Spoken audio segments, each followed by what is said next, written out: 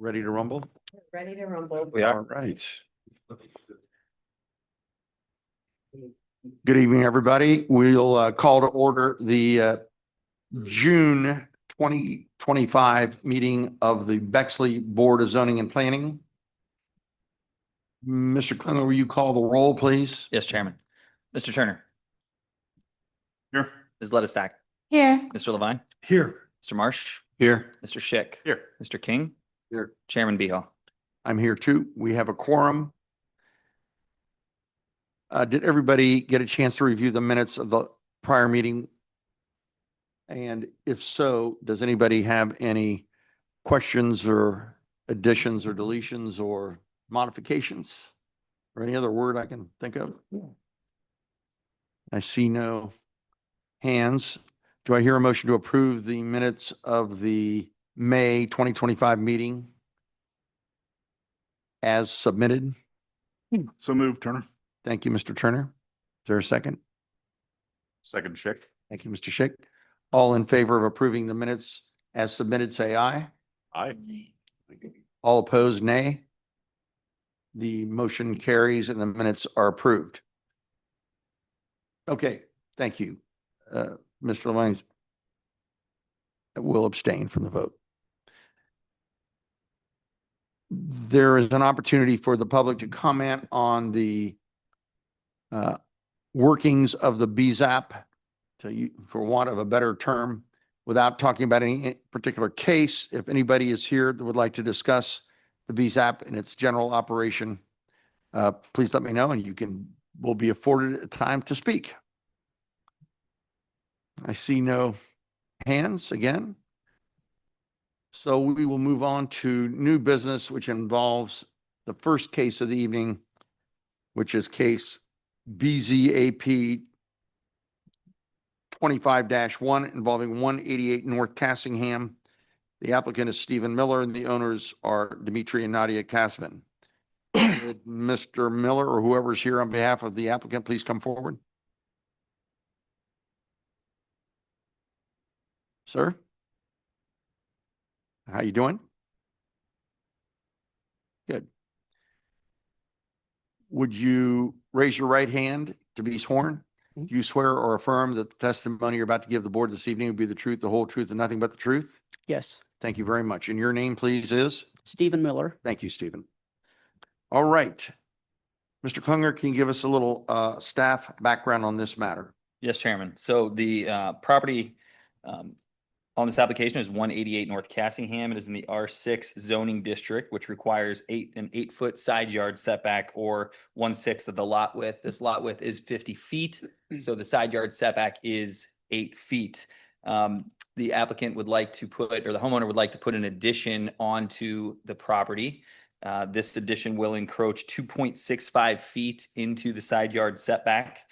The applicant or the homeowner would also like to stop the driveway. So as you guys know, in section 1262.04, driveways must access rear yard parking. Because of the addition, the way it has to be done, there's two reasons for it. One, there's a large existing black locust, which is a beautiful tree, and the homeowner wishes to save the existing tree, and this is the only location really feasibly for them to put the addition while trying to save the tree. But also they would like to keep the driveway because I believe some family is probably moving into the home with them in a caretaking capacity. So they need driveway access to the front of the house. So that is the reason for the driveway variance. The neighbor to the north, which is closest to the addition, did send a letter of support, which was added to their application. So it's a part of the evidence. The existing non-conforming garage, if you notice at the top left part of the site plan, their existing garage, I believe, is like 1.6 or 1 point something feet away. That's the new one. So that will be removed and a new garage / accessory use building, which complies with the required parking spots in addition to the one parking spot that they're adding with this addition. So parking complies. ARB moved this application to you all without a positive or negative recommendation. They requested that if the variances are granted, the application be remanded back to them for final design approval. Staff sees no issue with the variance for the addition, as the neighbor's garage is over 3 feet away from the property line. So that total, there will be roughly 9 to 10 feet, 8 to 10 feet between the buildings. However, if the driveway variance is granted, I would recommend putting some sort of condition on it to have the driveway eventually removed, to remove the front yard parking. That is all for my staff report. Karen, do you have anything to add from ARB? I don't, I can just kind of give you the flavor of how ARB viewed this. It was really split. We had some very good design feedback on, that will go forward if this comes back to them and you approve the variance. There was at least one board member that was not very in favor, at all of such an elongated across the whole site. But generally the board members were, favorable. Because it wasn't unanimous, they decided that it would best be moved here for a decision on the variance before they do the architecture review, to make the architecture review. So that objection was not that it was 3 feet, it was the length. Correct. I see. Okay. Mr. Miller, why don't you tell us your perspective on this and why you'd like us to grant Sure. this certificate of appropriateness? So Mr. Klingler, staff report and gave a good summary about what our project is, and I want to fill that out a little bit. Excuse me, I want to fill that in a little bit to give you more of the why on our project and how. So if we could go back to that site plan, to the proposed. So when we first took a look at this, kind of the hallmark and the center point of their backyard is that locust tree. And it is a glorious old tree. Caliper size on that is roughly, it's coming up on 3 feet. And it's maybe 60 feet high or so. We used a rangefinder from the golf course, right, to try to shoot the height and do the math. And it's about 60 feet. The canopy on that is about 50 feet. So it provides shade for both neighbors and the Casvins. It's also visible up and down the road. And we really, going into this, that was a non-negotiable. We needed to keep that tree. So that presented some challenges because, the rule of thumb with development is that you don't want to get inside the drip line of the canopy because doing that damages the root structure. So part of the reason for this design and this layout is if you look at the accessory garage, the new detached garage, as well as the 1-car bay that we have under the building code, that's considered non-habitable space. So that gives us a little flexibility in some things that we can do.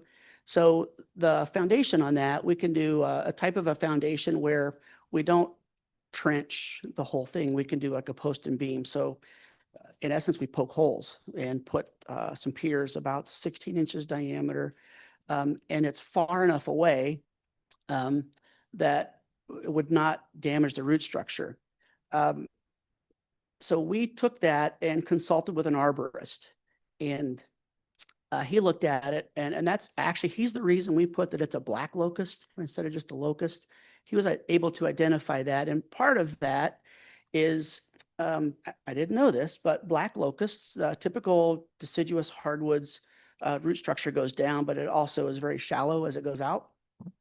With black locusts, the further it goes out, it also starts to go down, which helps anchor them. And what he said is that's why you don't often see locust trees that blow over in the wind, like you do some maples, because they're anchored with that. So along the perimeter of that, with that type of foundation, as well as a proximity to the edge of the drip line, he was able to confirm that we're not really going to do any damage to the tree, any notable damage that wouldn't be recoverable soon. So we know that we can save the tree. A lot of times You know, when you cut through root systems like that with a traditional trench foundation, it can be a coin toss on whether or not the tree survives. With his consultation, we're very comfortable that that won't be an issue for us. So that's why that particular layout with that. The scope of work, what the Caspins wanted to do, and part of the purpose of this is currently their house, it's a Sears house, ordered from the Sears and Roebuck catalog, Hmm. and built in the early 20s. Best as we could surmise, somewhere in the 21 to 23. So it's 100 years old. When you come in the back door, you walk right into the kitchen. And that is mostly their primary point of entrance. So they wanted to come up with a mud room and just an area to come in there, as well as come up with a full bath that would be on that first floor with a garage attached. We were very comfortable with this initially because we looked at it and a garage could be 3 feet off the property line until it's attached to the house, and then it needs to go to 8. So that's the purpose for our variance with that, is we're trying to stay as far away from the tree. And then also just the way that the layout of the existing house, it was very conducive. So our variance for the side yard setback, that's what we're asking for, the 32 inches to allow that. The second issue on this application is the driveway. And it just has to deal with, I guess, accommodating the realities Mhm. of stages of life. So Mrs. Caspin's mother is going to be coming to live there soon Mhm. for a little while. She's over 40. She's over 40. Yeah. Barely. And so she is elderly. She is disabled. She uses a wheelchair. That's not such a bad thing. You're doing pretty well yourself, yes. And so in looking at the design of this house and the age of the house, the only door that is wide enough for egress is the front door. And I think there's a floor plan. Yeah. So you look at this front door here, the porch, that is the only door wide enough. The hallway, the passageways throughout the house on this first floor are very narrow. In fact, when our team was out on site field measuring, I was with them. When I went down the hallway, I was rubbing the walls. And I'm, for what it's worth, I'm 28¼ inches wide. And so I was rubbing the walls. My knuckles wouldn't fit down that hallway, nor did they fit through the passageways. So we looked at accommodating that and trying to modify the house. The style of the house, the age of it, the stairwell wall and the hallway wall are both load bearing that supports part of the second floor and part of the roof structure. So in order for us to widen that hallway or the passageways, we pretty much had to redo the roof, modify the second floor plan and the first floor plan. So we can use this front door as a point of entry and egress. She will be staying there on the first floor, of course. But what we end up with is under the requirement of not having a driveway off the street that doesn't directly access, is by taking out the driveway, we also lose the curb cut. So for her to come out, to get into a vehicle, to go to the doctor, for first responders, for emergency care, to come out, they will bring her out down a sidewalk to the sidewalk. They still have another 10 feet of grass to get through, plus the curb, plus between the cars that are parked on the street to get loaded into a vehicle that is waiting for her in the street, blocking traffic.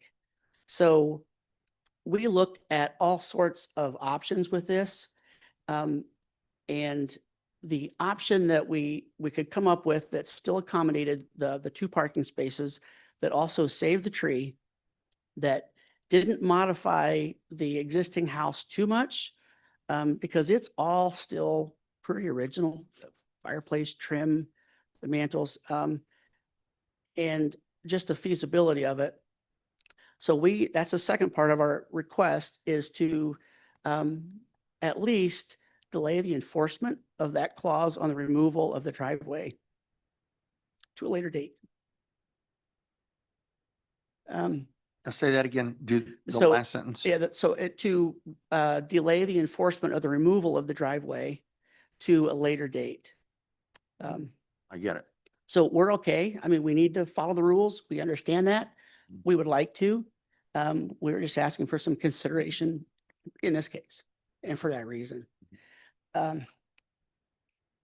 Yeah, so that is why on our project, and that's how we go to accomplish it.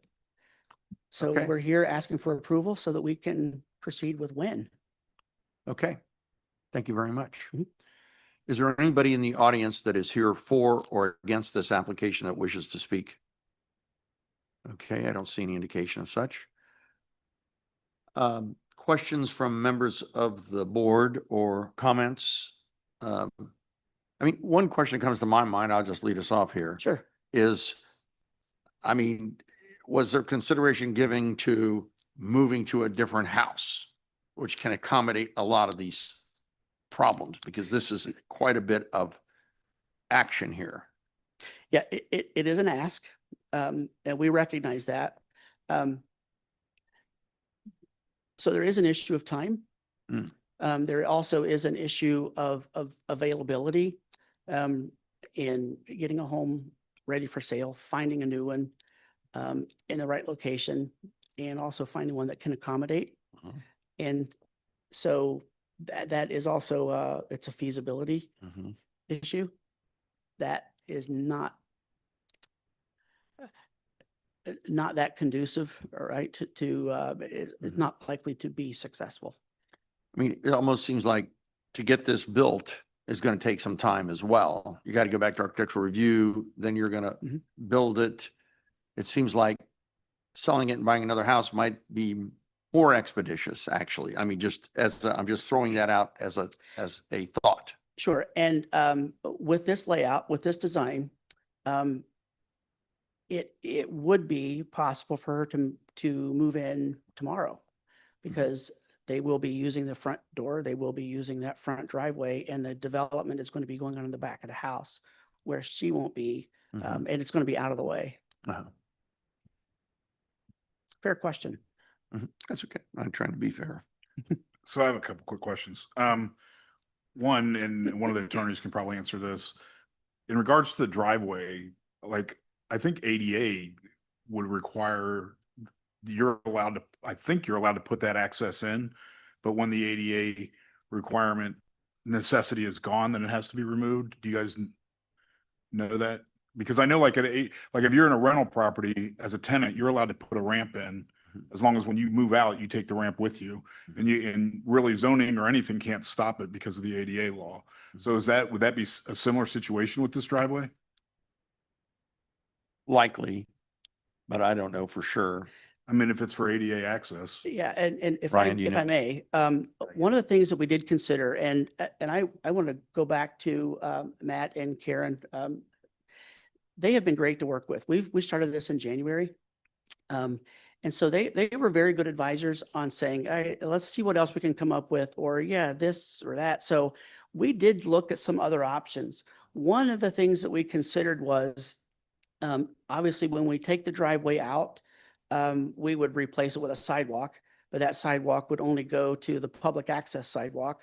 So we looked at the possibility of, what if we got an approval to extend a sidewalk across that patch of grass and do a curb cut down to the road.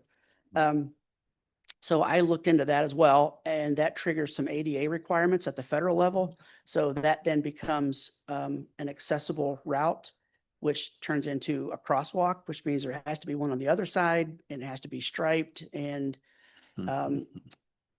And honestly, when we pulled the lid off of that can and saw all the worms inside, we put the lid back on really fast. Understand. Because we may get into things like signage, needing to supply designated parking space.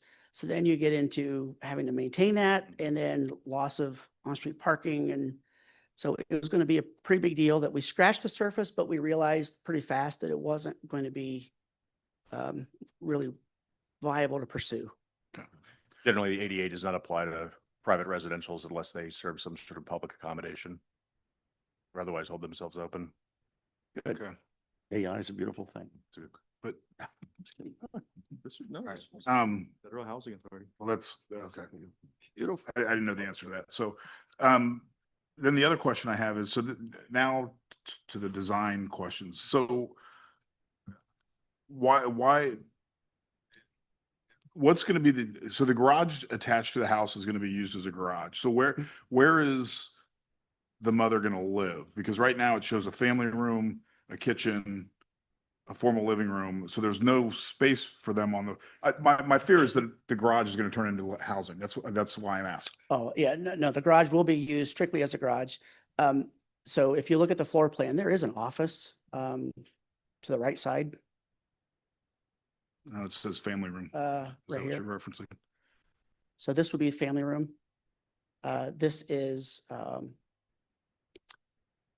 that space there currently is it's a den. It's used as Okay. an office. Okay. And so coming in this front door, there's a wide cased opening here with access to that. Okay, so that answers that. And then the last question I kind of have is why, I'm just curious as to why they're going to this split garage. I mean, they've got an existing two-car garage on there. Why not just flip it to have access, alley access?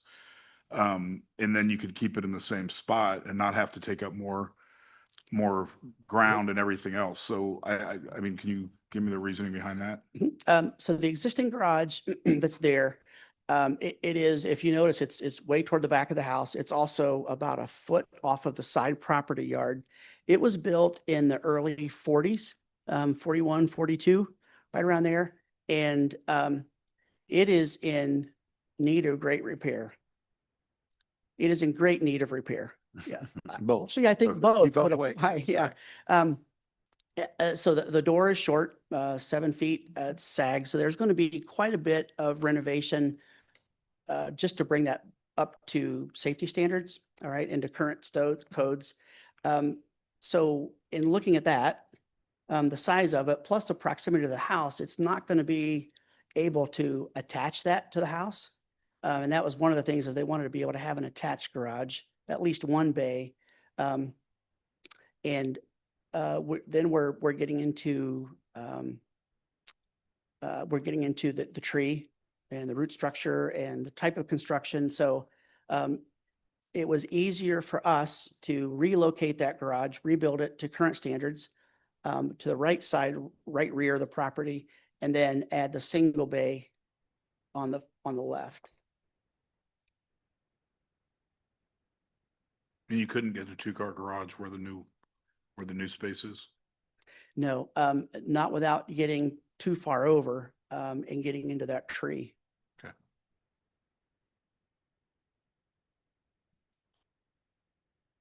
Any other, Sorry, just one other question. Matt, does it meet coverage requirements? Yeah. Okay, That's fine. thanks. Yeah, in fact, I think we've got quite a bit of margin, don't we? 6%, I think. Yeah, I mean, 60% is the maximum, and I think we are coming in at like 50. at 46 or 54, something. I thought it was 54 and you got 54, yeah. 6% left over. They're good. Okay, thanks.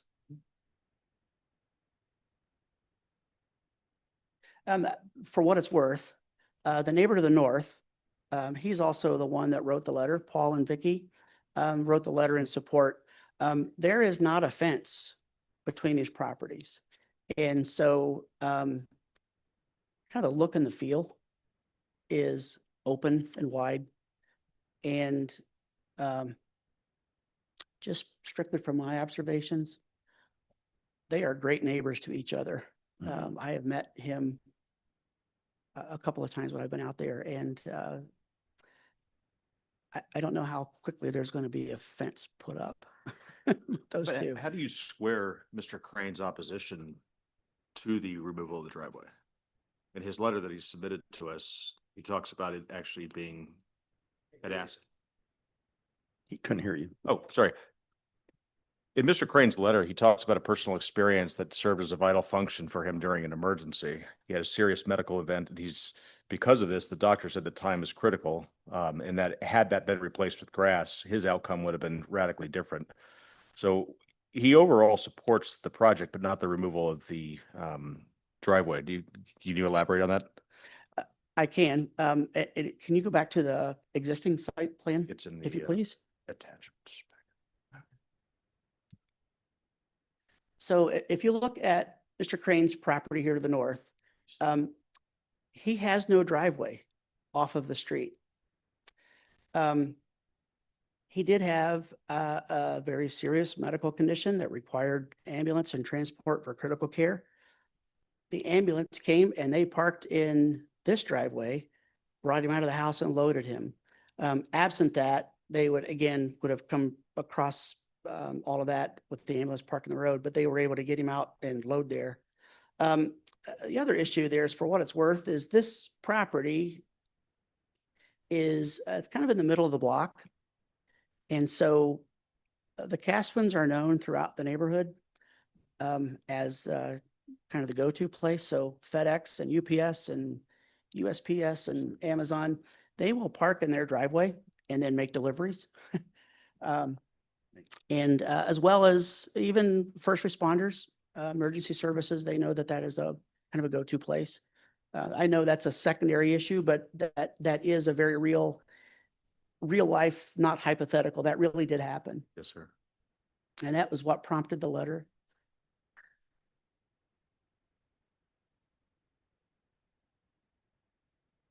Okay. There was, We have a couple different variances here. I'm not sure if they need to be addressed. I mean, let me ask you a question as the applicant. Is this a situation where if you don't get both of the variances, you don't need either of the variances? In other words, or is this one where if you got one variance and didn't get the other, you'd be okay? The question is, do we vote on them separately or do we vote on them as a package? I think is the issue. I think in this situation, we're asking you to vote on the application as is with both of them, because both of them are, so the one is it's a reality of life, right? And we're just asking for at least an accommodation, not a permanent, but at least an accommodation for that. The second one we would get into damaging the tree. Mhm. And we really don't want to lose that tree. The neighborhood doesn't want that tree to go. Okay. Matt, Yes, sir. I get the feeling though that probably in order to grant these variances, we might need to vote on them separately just because they're totally different issues. We can do that. Does anybody on the board feel that way or differently? Not knowing how people will vote, I think that's a good move. You think, I'm sorry? Not knowing how people will vote, I think that's a good suggestion to split them. Split, yeah, I think split them Yeah. individually. Well, I think you should vote on them separately. okay. So let's say we do vote on them separately. So let's talk about the driveway for a second. If the issue here is, I heard a congresswoman the other day say that none of us are going to live forever. I think she's correct about that. Whether the context she gave it in has made any sense or not, I'm not sure, but nonetheless, it sounds to me like this would be the kind of thing that we could say, put a condition on it that the variance can only last while the mother of, I don't know if it's a mother of the husband or wife, but the mother would be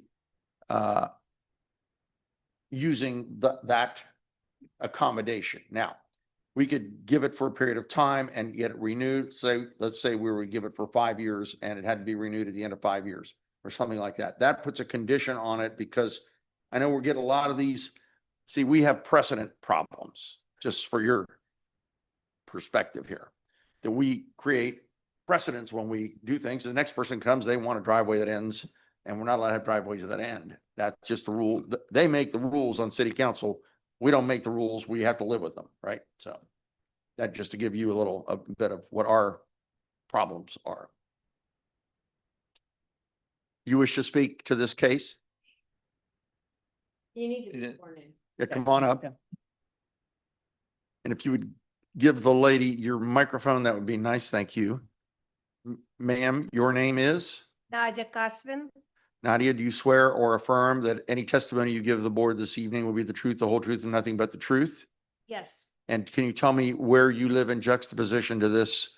188 North Kessingham Road. I am the part owner of this house. Oh, you're the part owner of this. Oh, okay. I didn't quite get all that. You're Nadia Cousin. I got you. I didn't quite yes. get the last name. And I'm sorry, and I usually don't bring it up, but it's just too important for me, Mhm. specifically this particular question. Look, my mom is a Holocaust survivor. You were talking about precedent. There are not that many of those still alive living in Bexley That's or for in sure. the world. She came here as a refugee from Ukraine 30 years ago, and I would like to spend her last years, with her being comfortable. That's why we're asking for that. This is it. I don't think that there, many situations exactly like this. I think it's pretty unique. You never ask a woman her age, but can you tell me your mother's age? She's 88. Thank you. She was a child during the war. Yeah. All right.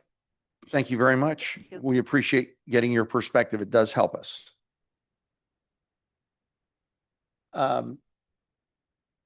Does anybody have any comments about the possibility of that condition being attached to the driveway? Do you have a problem with that condition being attached? I don't, and just for what it's worth, I sit on the BZA for my local township. Hmm. So I'm one of the few people that I'm able to sit on both sides of the table Yeah. from time to time. I use this argument a lot when I am a lawyer and approach the other BZA. So yeah, I get you. So I feel your pain, right? So one of the things that we looked at, and I understand the issue of precedent and the concern for precedent. And then there was also an issue of enforcement, right? So how do you know, all right, when and so on, and it's kind of out there. One of the, maybe a safety net or a plan B that help protect this is we could add a rider to the deed and just re-record the deed that says that in the worst case, at the point of sale, it would need to be brought to current standards, current zoning things. So that would make certain that, if it's sold and then the new owner comes in and then so you can't penalize them because they didn't know.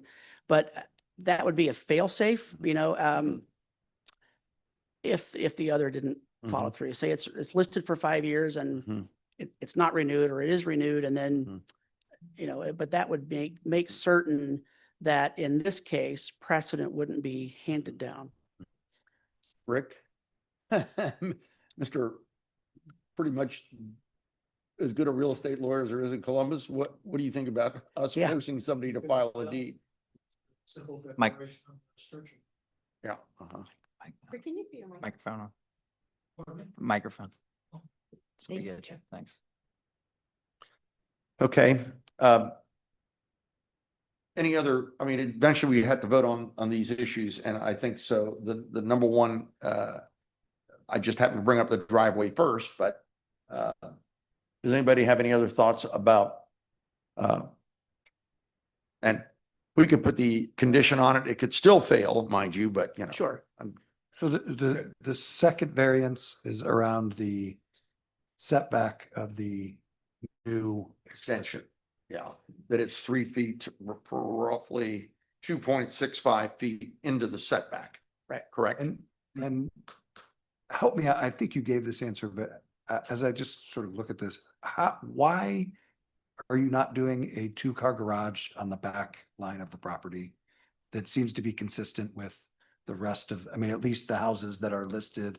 I mean, you look across the top and across the bottom, it looks like that's more consistent with the neighborhood and the expectations.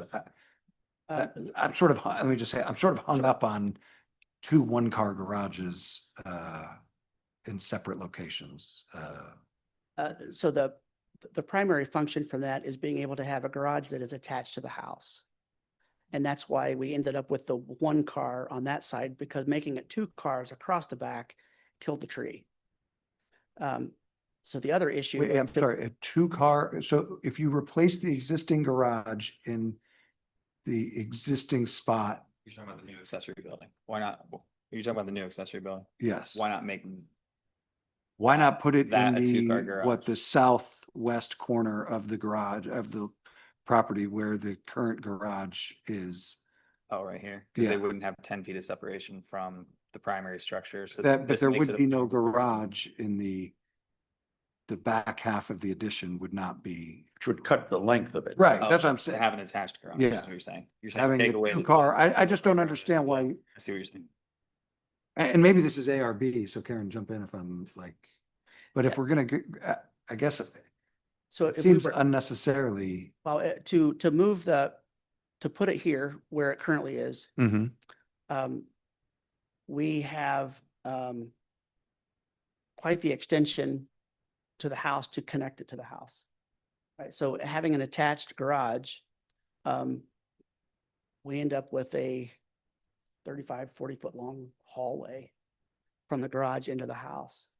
But every other house on the map has the same thing. Yeah, he's saying not, would you not have an attached garage? Right. In other words, no garage No garage attached to the house, but that rather a over- two-car garage where the current garage sits. Right. Is that how I understand it? Yeah, right, Yeah. right, yeah, And not have it attached? yes. Yeah, well, there are several homes in the neighborhood. In fact, you can't quite see it there. I should have zoomed out on my drawing, but a couple homes down, they have a two-car garage, 2.5 car that is attached. And so some of them have attached garages where it's a side entry that is attached, that comes off the back of the house. So the driveway does access it with a turn to get in there. And there are several homes on this neighborhood that have two-car garages that are attached, but the configuration to do that puts it lengthwise. So there is some precedent, or well, I don't want to use that word, but there are some other examples of two-car attached garages in the neighborhood. In our case, to get the two cars, we were going to kill the tree unless we put it way in the back, and then we're getting into ARB issues with a long extension. So, but, But we're saying, so what he's saying, if you get rid of the Get rid of- attached garage, then your extension is not as long. Because you just get rid of the garage. Where does the garage start? There? Right about there? right Yeah. there. Okay, so that whole length is gone, which alleviates the objection of the one member of the ARB. I don't know who that is, but, and then you keep the garage where it is, make it a two-car garage. Is the current garage 2 cars? Yes. Okay, so you'll be the same size or rough. Maybe you could make it a little bigger. I don't know what the restrictions would be for you there. So many square feet, but you would have a simpler situation and, A then connection that long you- to the house is We're not asking for a connection to the house. I'm just saying replace the existing two-car garage and do not add a single one-car garage that is attached. and there's no attachment then. Oh, so we It's would an not. unattached two-car garage, a new one though, that's not in Yeah, that- disrepair. that's not attached. Well, and so the homeowners approached us with the program of getting an attached garage, at least one bay attached. Mhm. Yeah, who doesn't want an attached garage, of course? Yeah. It wouldn't, I get what you're saying, it wouldn't alleviate the variance. No, But it would alleviate, it would, correct. Yeah, No, you it just would be what? the same variance. Because, Variance, because, but but less of a, right, I Less hear what you're saying, distance, yeah. Yeah. To answer your question, where they are now is 1 foot outside of the 25-foot rear yard setback. So So, they have 26 feet, so they're not into the rear yard setback, but I see what you're saying. So we have a considerable number of other cases. Let me suggest that the driveway, Can I make one yes, second? sir. Just so, I think we should vote on the addition part first, because if that gets turned down, we won't have to probably vote on the driveway. So voting on the driveway and granting the driveway and then That's a not giving them the addition was probably not a good idea. I don't see it, yeah. Because at least that would, I mean, just from all the work I've done with the applicant, I think this, if they don't get the variance for the addition, but they do get the driveway, then they'll probably have to look at exactly what is being suggested. Mhm. A smaller addition that's less encroachment with this detached garage. But if there's a detached garage, But then, they still are gonna want the driveway. They're still going with the but the driveway. driveway can stay where it is now, can it? Then if there's a new detached garage. Because their addition, We'll go- if they did a smaller addition, their addition still blocks access to rear yard parking. Right? So I see. they still are coming off of it. So it would still be basically roughly this rectangle. It would Yeah. still block it. You couldn't get through. Yeah, that's a good point. So Mhm. I just think if we're voting on the driveway based on the current design and then we say no to the current design, Yeah, it doesn't make sense to vote. Because they exactly. could come back with something totally different. They could move the addition to the other side, like they can do. I'm just saying, I mean, Yeah, I think. it's up to you guys. This is my last meeting, so it's up to you guys. One of them has to- They'll be dealing with it, I won't, so. Yeah. But One of them has to go first. it's up to you, Chairman. All right. So there's no if variance I may. needed to build the new garage on the right-hand side of the back of the yard. Correct? Correct. They can have they can have a garage anywhere in this rear yard, And they're 3 feet from every as long as it's 3 feet from the rear and 3 feet from the side yard property, or side, that's not the side yard, but the side property line, they're good. Mhm. If I may add a suggestion, vote on the driveway first. It seems to be of utmost importance for the reasons already stated. And then they know going forward, they have that at least part of it done. And if the other variance gets turned down, they know that they can work with Well, that's a good thought too. I the mean, driveway stopping at the front. so Stopping at the then the side. driveway variance would be conditioned upon them doing the rest of the project. Not necessarily, yeah. Because if we give them the driveway and they don't do the project at all, Well, I just think it's fair that they have an indication of whether the driveway is acceptable before they go back to the drawing board to Oh, try. to figure I out- understand. Yeah, that's what he's saying, I think. Right, Yeah. exactly. Okay. Then I'll make an executive decision. I think that's right. I think we need to let them know whether they can have the driveway or not, conditioned upon the fact they're not getting the driveway unless they do the renovation in the back. A renovation. A renovation that prohibits the driveway from getting to a garage. So, Rear yard parking, yes. right, so Yep. that would be a condition. I think also, I don't know if 5 years is the right time frame, but I think there should be a time frame. Does everybody agree with that? Or does everybody have an objection to that?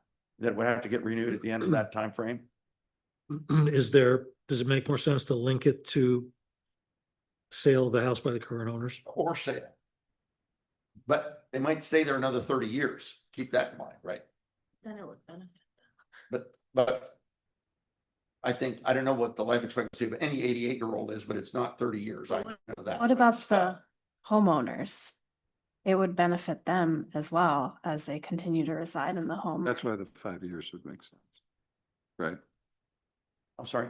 So you're saying, I'm saying if it's associated with the deed, then the homeowners have a chance to benefit as they age in Yeah, place, but the right? problem is, I think the issue here is, we'll let this person put a driveway in. The reason for the driveway to end now is the mother's condition, right? So the mother isn't using it. Then the condition for the variance is gone. They have to pull the driveway out. I mean, that would be the ramification of making that a condition. So if you're against making that a condition, that you need to tell me that, right? Or tell us that, I should say. What would be the ramifications of allowing it to be related to the deed? I guess. That it could last 30 years with nobody using it as a driveway. Then anybody's gonna come in. We got to be careful about the precedent we're setting, that somebody else will come in and say, well, I'm bringing my mother in here and she's 40 years old, but you know, I mean, it's just, the point of the matter is there's a reason they need to have that driveway right now. And it has to do with a disabled person who's gonna be living there. Once that disability reasoning is gone, I'm not sure that we want to start letting people have driveways that end without being attached to a garage, because we have lots and lots of these cases. In full disclosure, if staff is not here to know that there's a variance on the property, if it's not tied to the sale. There's of the no house, way to then it would- enforce this. I'm sorry, There's no way to enforce this. Unless you attach it to the sale of the house. there is a way to enforce it. I mean, you just have to. But as a practical matter, it will not be enforced. I'm gonna put it in my Outlook calendar, Rick, 5 years from now. Okay, but I'll call you. You'll I'll call already you. be 3 jobs from Yeah, now. you'll owe me lunch. Well, Karen said, Bob, I hope you have a good time moving this docket along tonight, and I think I'm already failed. Forever take it back to them. You did say that, and I have already failed. I understand. Well, so let's attack it here. We're gonna do the driveway first. I'm gonna make that executive decision. How's that? And then the question is, do we put a condition of a time frame on it? I mean, time frame is an easy time frame. That's 5 years. When it's done, it'll be on their tickler system. They'll come to us and say, hey, folks, you need a condition. Come in here and tell us whether the same conditions exist at the end of 5 years that existed on the date that you made the application for the variance, right? I think that's reasonable. Do you? Okay. I like that. Do you? Okay. Yeah. How about the requirement of putting it in the deed? Is that something that you think we can force, we can as a condition, force somebody to file a memorandum associated with the deed? If we make it a condition of granting the variance, yes. Okay. But you know, the deed, Enforce that. the deed in and of itself is not self-executed. It still requires somebody to take action. Yeah, but we require people to take action as a condition of variances from time to time. They have to do X to get the variance. You know, they have to put, I mean, but the putting it, a deed restriction has the benefit of preventing a successor owner from saying they didn't know something. exactly. Yeah. Exactly. Well, so let's attach both those conditions. 5 years. And who's going to draft it and who's going to approve it? Oh, The deed restriction. well, I don't know who could approve it other than we're giving them a condition. They have to submit to us that they have first of all, they have to show it to us before they record it, don't you think? So, Yeah, yeah, so- that's what I'm talking about. Submit it and then give us proof of recordation, which you can do fairly easily. But who is going Well, it's up to them to draft it. City law But who's going to director- bid it? Law director. of Is the Mark city. Fischel going to review it? I think City attorney. my suggestion, 5 years would be sufficient. Staff will attack it in 5 years. I'm guaranteeing you that. As opposed to the deed As restriction. opposed to just the deed. I agree. I don't think we The need a 5 deed year, it becomes a restriction code. for a driveway. I think it's, Say that again, Brian? I don't think we need a deed restriction for a driveway. Becomes a code. It's already, that's a driveway that's already existing.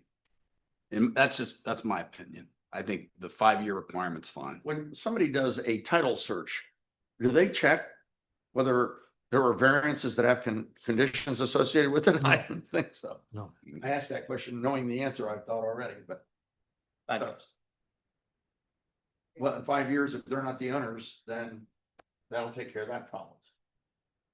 Awesome.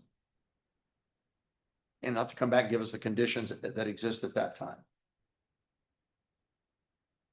He offered to do the deed restriction, by the way, sometimes, so I'm not. So deed restriction or not as a condition? Does anybody need that to vote for it? Let me put it that way to you. All right. Yeah. Then we'll do 5 years. Is 5 years acceptable to you as a method of getting this to vote? It is. Okay, thank you, sir. All right. Do I hear the findings of fact, conclusions of law there, Mr. Klingler, please? If you can get that accomplished somehow there after all that. We're splitting them. We're splitting, Yes. yes. The findings of facts and conclusions of law for application BZAP 25-11 for property located at 188 North Cassingham.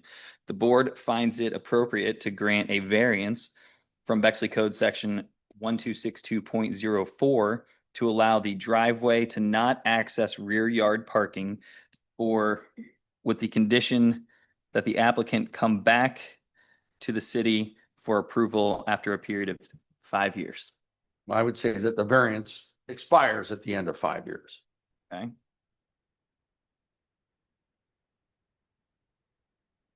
Don't we need to document the reason for the I think 5 we, years so that I- whoever's looking at it understands why?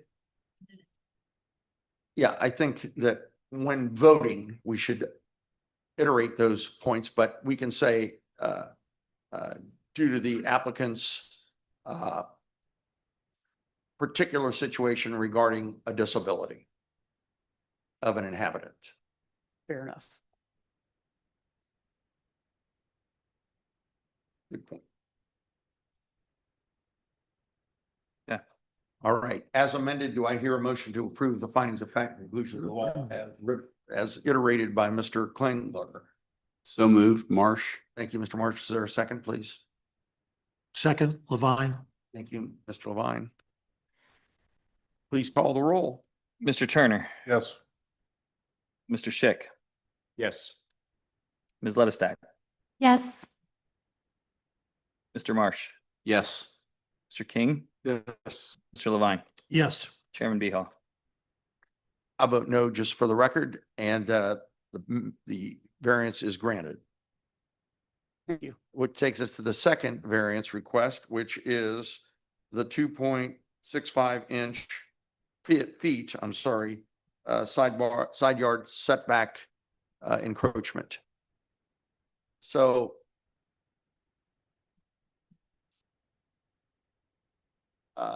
I guess there's not really a condition associated with this one that I can think of. Am I missing something? Yes, a condition that it go back to the. Oh, yeah, got to go back remanded to ARB.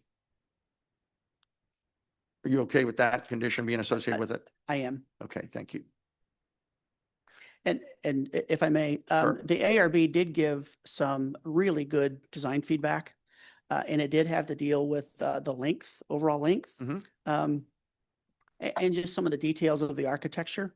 And I mean, from that meeting and from their feedback, there wasn't anything that we were opposed to. Okay. So we're very comfortable. That you'll be with- able to work Yeah, we'll something we'll out. be able to work this out. Okay. It's just some minor details. They were, there was some concern that maybe changing the footprint or just the overall kind of direction or the unanswered questions of that discussion warranted them saying, you know what, let's punt and see. But I think I'm defer to your opinion on this. I think the overall mood of the room was positive, that they also felt that we could come to a conclusion.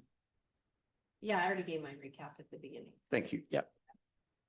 All right, Matt, give us a finding of fact and conclusions of law on the side yard setback variance, please. Yes, Chairman. The findings of fact and conclusions of law for application BZAP 25-11 for property located at 188 North Cassingham. The board finds it appropriate to grant a 2.65 foot area variance from Bexley Code Section 1252.09 to encroach into the side yard setback in order to construct an addition, with the condition that the applicant be remanded back to ARB for final design approval. Okay. Thank you. Any problem with that rendition of the No problem. findings? Okay, thank you. Anybody on the board have any problem with that rendition? If not, I would entertain a motion to call I to. do have a question, sorry. If this is not approved and they come back with a smaller design, what is that? Is that I mean, how does this all work? It's sort of, If you give them a variance for what's in front of you, then they could get smaller, they just can't get bigger. What if we don't give them a variant, if we deny the variance for for this They setback? need to come back with a new design. Okay. Okay. And once again, they'd go to ARB again. Correct. All right. Is there a motion to approve the finding of fact conclusions of law as drafted or as stated by Mr. Klingler? So move Marsh. Thank you, Mr. Marsh. Or second, please. Second, Lettistack. Thank you, Ms. Lanistack. Matt, Mr. please call the roll. Yes, Chairman. Mr. Schick, Yes. Mr. King, No. Ms. Lettistack. Before I vote, I'll just add that we live on this block and we too have a 1920s Sears house. So I understand the challenges with potential renovation. And we have looked into also if I were moving in a parent, what modifications we'd have to do. So I foresee us going through similar obstacles, and I'm voting yes. Thank you. Thank you. Mr. Marsh,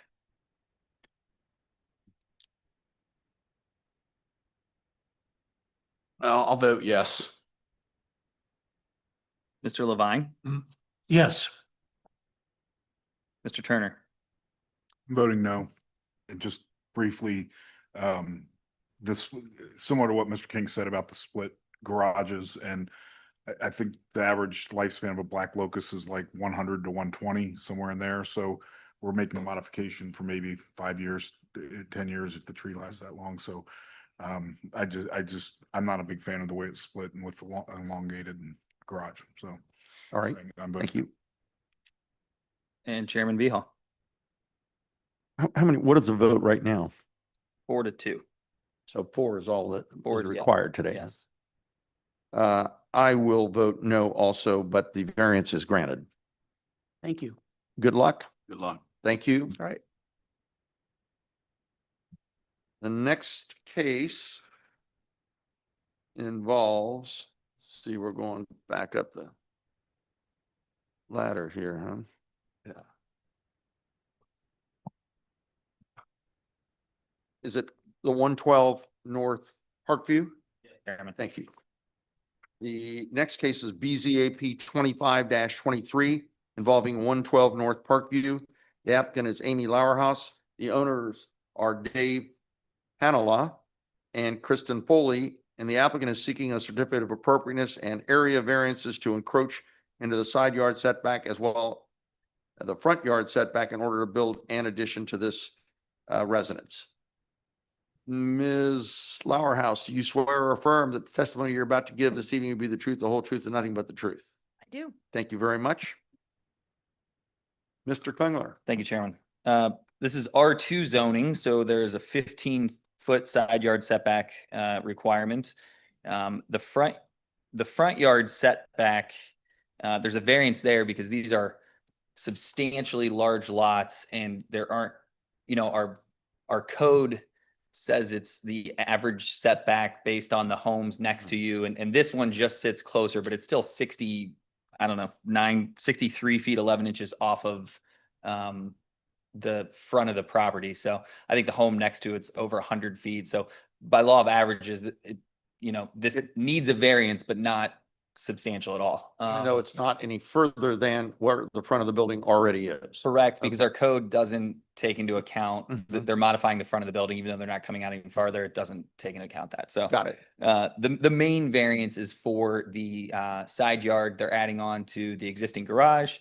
It will encroach 4 feet 7 inches approximately into the side yard. Staff sees no issue with this variance as the neighbor's house is over 120 feet away. There's large screening and plants, and staff sees no issue with either variance. So that's all I have. And then Karen, anything from, it was a consent agenda This item? was on the consent Yeah, agenda item, yeah. so board members had no issue with the design at all. Okay. Amy? Yes, they always give such good summaries. To be brief, yes, this is a very unusual lot. It's a long, narrow lot in a spot where a lot of the lots are wide across the front, which is why the setback lines are so unusual. If you go back to the overall site plan, the house really is, most of it is in front of the front yard setback. And it encroaches already on the south side, quite a bit more actually than we're proposing on the north side. So it's an unusual lot in that, they have this attached garage. There's really no way to get to the back to feasibly put in any kind of accessory structure either. So we're just trying to make the garage they have usable by widening the left bay a little bit and then adding a little bit of storage space as well. Okay. Is there anybody in the audience that came here to discuss this case with the board, one way or the other? I see no hands. Members of the board, any questions or comments? I mean, once again, we get into the side yard setbacks. They exist, and if we just tell them you can go into them anytime, we're creating some precedent. On the other hand, this is an unusual situation with the other house being 100 feet away on 20, the 120. 120. Far. The only question I have is probably an architecture question. Is the roof gonna match the rest of the roof? Cause I It love is. that house. Okay, Yep, that's all, the only question I have. yep. Anybody else have any questions or comments? All right. Mr. Klingler, give us the findings of fact, conclusions of law. Are we going back to ARB on this one too? No. Okay. It's consent. Okay. The findings of fact and conclusions of law for application number BZAP 25-23 for property located at 112 North Parkview. Based upon the testimony and evidence presented, the board finds it appropriate to grant a certificate of appropriateness and a 4-foot 7-inch area variance from Bexley Code Section 1252.09 to encroach into the side yard setback in order to build an addition, as well as an area variance of 29 feet 1 inch to encroach into the front yard setback. Okay. Any problem with that Nope. reading? Do I hear a motion to approve the findings of fact, conclusions of law, please? Turner, yes. Thank you, Mr. Turner. Second, Marsh. Thank you, Mr. Marsh. Matt, please call the roll. Ms. Ledestack, Yes. Mr. Schick, Yes. Mr. Levine, Yes. Mr. King, Yes. Mr. Turner, Yes. Mr. Marsh, Yes. and Chairman Behal. No, the matter passes. I'm getting to the side yard setback. Cramps. Yours? Thank you, Amy. The variance is granted.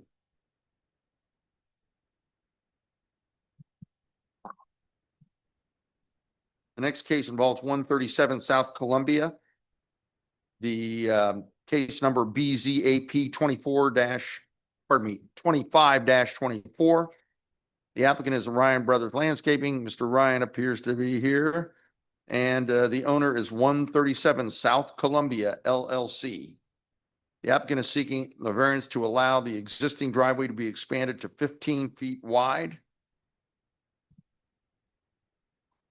Mr. Ryan, do you swear or affirm the testimony you're about to give this evening will be the truth, the whole truth, and nothing but the truth? I do. Thank you, sir. Mr. Mr. Chairman, I need Yes. to abstain from this one. Okay, thank you. Note for the record, Mr. Schick is abstaining or recusing himself, I should probably say, from this matter. Please, Matt, give us the staff rendition of this request. Thank you, Chairman. As you all remember from probably last month's meeting about access drives and how wide driveways can be, Code Section 1262.01 says an access drive shall not exceed the normal width for convenient movement of traffic and shall not be used for temporary or permanent parking. Access drives shall not be less than 8 feet and no larger than 12.5 feet. However, this driveway is 12.5 feet wide, and the homeowner would like to put a 2.5 feet brick banding. So I think it's probably, 1.25 feet on either side, as you can see from the rendering. Staff, that brick banding is not, or paver banding is not going to be used for movement of traffic. It's just an aesthetic addition to a nice driveway. Staff sees no issue with this variance. Okay. Mr. Ryan, I mean, it sort of speaks for itself, but they're spending some money just to make the driveway look better. The driveway's crumbling right now. It's got about 4 or 5 different layers of, 2-inch asphalt. So they need to do something with it. They've changed the entire look of the house. They painted it, taken trees down, added landscaping. So they're kind of trying to tie the front walkway and the driveway all together. And that's kind of the modus operandi here. Is it aesthetic in value or is it functional? It's a little bit of both. I mean, I don't know. I'm of the essence where if you can make a driveway as big as possible to make it look grand, then do so. And that's what they're trying to do. They're trying to get a little bit more convenience. They have a little bit bigger cars, but mostly it's the aesthetic of the banding strips that are on either side of the driveway. So a question would be, maybe the right body to be in front of is city council possibly. Let them change the law. I mean, they made it 12 feet. I didn't make it 12 feet. You know why? Is what we're going to do today going to say now the rule in Bexley is 15 feet? Well, the other part of that, Chairman, is that they are trying to navigate people coming and going. There's not a really good, that side of Columbia has no parking. And if you come out of their driveway, they have 3 different driveways that are within their approach. So when you park, you have to park, a couple feet down, which isn't the end of the world. But a lot of it is if one car is coming and the other car is going, that they would be able to pass each other. That is part of it, but mostly it's aesthetic. So it has the brick apron right now. It has the brick apron right now. But you're just moving it out. Correct. So it will be used for the convenient movement of traffic. I mean, The way I look at it is the way our code defines a parking space, this is not wide enough to have 2 parking spaces or 2 cars. So I did not look at it as if it were convenience movement of traffic. It's less than, I think we're 22 by 9 for our parking spaces, or 20 by 9. So this is only 15 feet wide. Right. So they're not planning on It's not- parking 2 cars side by side. yeah. I get it. I mean, that seems to me to be an absolute perfect argument to make the city council to change the statute. Just a beautiful argument that you just made, right? Now, I don't know. It seems to me like the problems that we have are, there's a law. There has to be a reason to vary from it that meets all the requirements of 1226.11, right? Whether the property in question will yield a reasonable return, whether the variance is substantial, whether the essence of the character of the neighborhood would be substantially altered, whether the variance would adversely affect the delivery of governmental services, whether the property owner purchases the property with knowledge of the zoning restriction, which I'm sure they did, whether the property owner's predicament feasibly can be obviated through some method other than a variance, and whether the spirit and intent behind the zoning requirements would be observed and substantial justice done by granting the variance. Now, my gut reaction is this is a beautiful project. We absolutely should let anybody do this that wants to do this. On the other hand, Chairman, I will say that they're not shown is they're desperately trying to keep a tree that is off the right-hand side. So we were going to try to straighten out that driveway, but there's a monster tree sitting right there. So we're going to curve around it. And that does cause for issues when they're curving. If you look at the driveway right now, the edges of the asphalt are peeling off because they are having to make that turn and coming off the side of that driveway. okay. Good piece of information to know. One thing I'd say too is there's another house in close proximity to this that came back with this request. And I don't know if you remember that. We denied it and they came back and ran their sidewalk, which they were allowed to have adjacent to the driveway up. And they still basically had a 12.5-foot driveway with an adjacent 3-foot sidewalk and they got their space anyway. So That's actually what, I think it's on Parkview, am I correct? no, it's on Columbia. Okay, well, either way, that's. No, it's on, They actually went by and measured not that. the one I'm thinking. Okay, hold on now. The one I'm thinking is on Columbia. Okay, these were down the street from them. So they went and measured that and that's where we got to the 15 Yeah, and that's feet. that's how they got around it, was they ran the sidewalk right up adjacent to the driveway. So So would I'm that, not telling you to do that. but well, that's somebody would the else. pavers kind of be the same as the sidewalk, right? I mean, Yeah, I mean, you know, permeable it- surface? it's, that's the reason they should change the I get it. statute. Sure, Did I understand you to say you're rebuilding the driveway? correct. So what would happen if you made the driveway more narrow? So Pavers. Or a total of 12.5 feet. The angle of that driveway, it's, if you have an SUV, you're hitting the corner of that, because not shown is a city, or not city tree, but an existing large tree that they're desperately trying to save. And you come around that slight little bend. And so what we were trying to do is we're gonna try to straighten that corner out, but we'd have to take the tree out.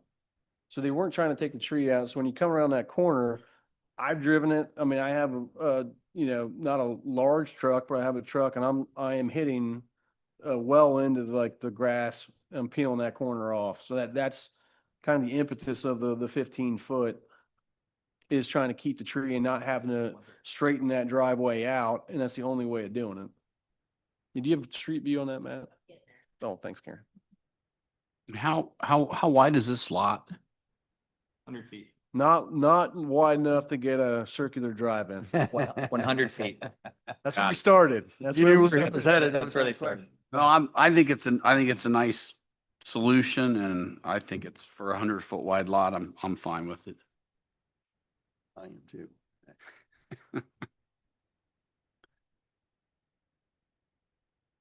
I have I mean, is there some element of this that is benefited by the brick accents on either side of it? I mean, is there, and maybe that's a Karen question or a Matt question, is that? You know, That's only- what would happen if they put in a 12.5-foot driveway and then 6 months from now put Side. bricks on either side of it? Well, I just was whispering to Matt. Yeah. I was just asking if they're, and I heard it, that you're redoing the entire driveway. Correct, Yeah. correct. So It would, I mean, I guess that's part of. And the only, Hold on, one person at a time here. Yeah. So, So, back to what Rick said, it is an opportunity to just do 12.5 total with still putting the decorative brick.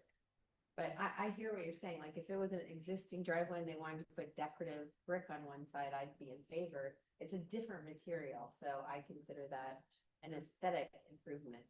But here you're starting with a blank slate, so you could do 12.5 total feet with a decorative side. and that's what we're doing. The actual asphalt will be 12.5 feet. And then the additional square footage would be the banding strip or the accent strip.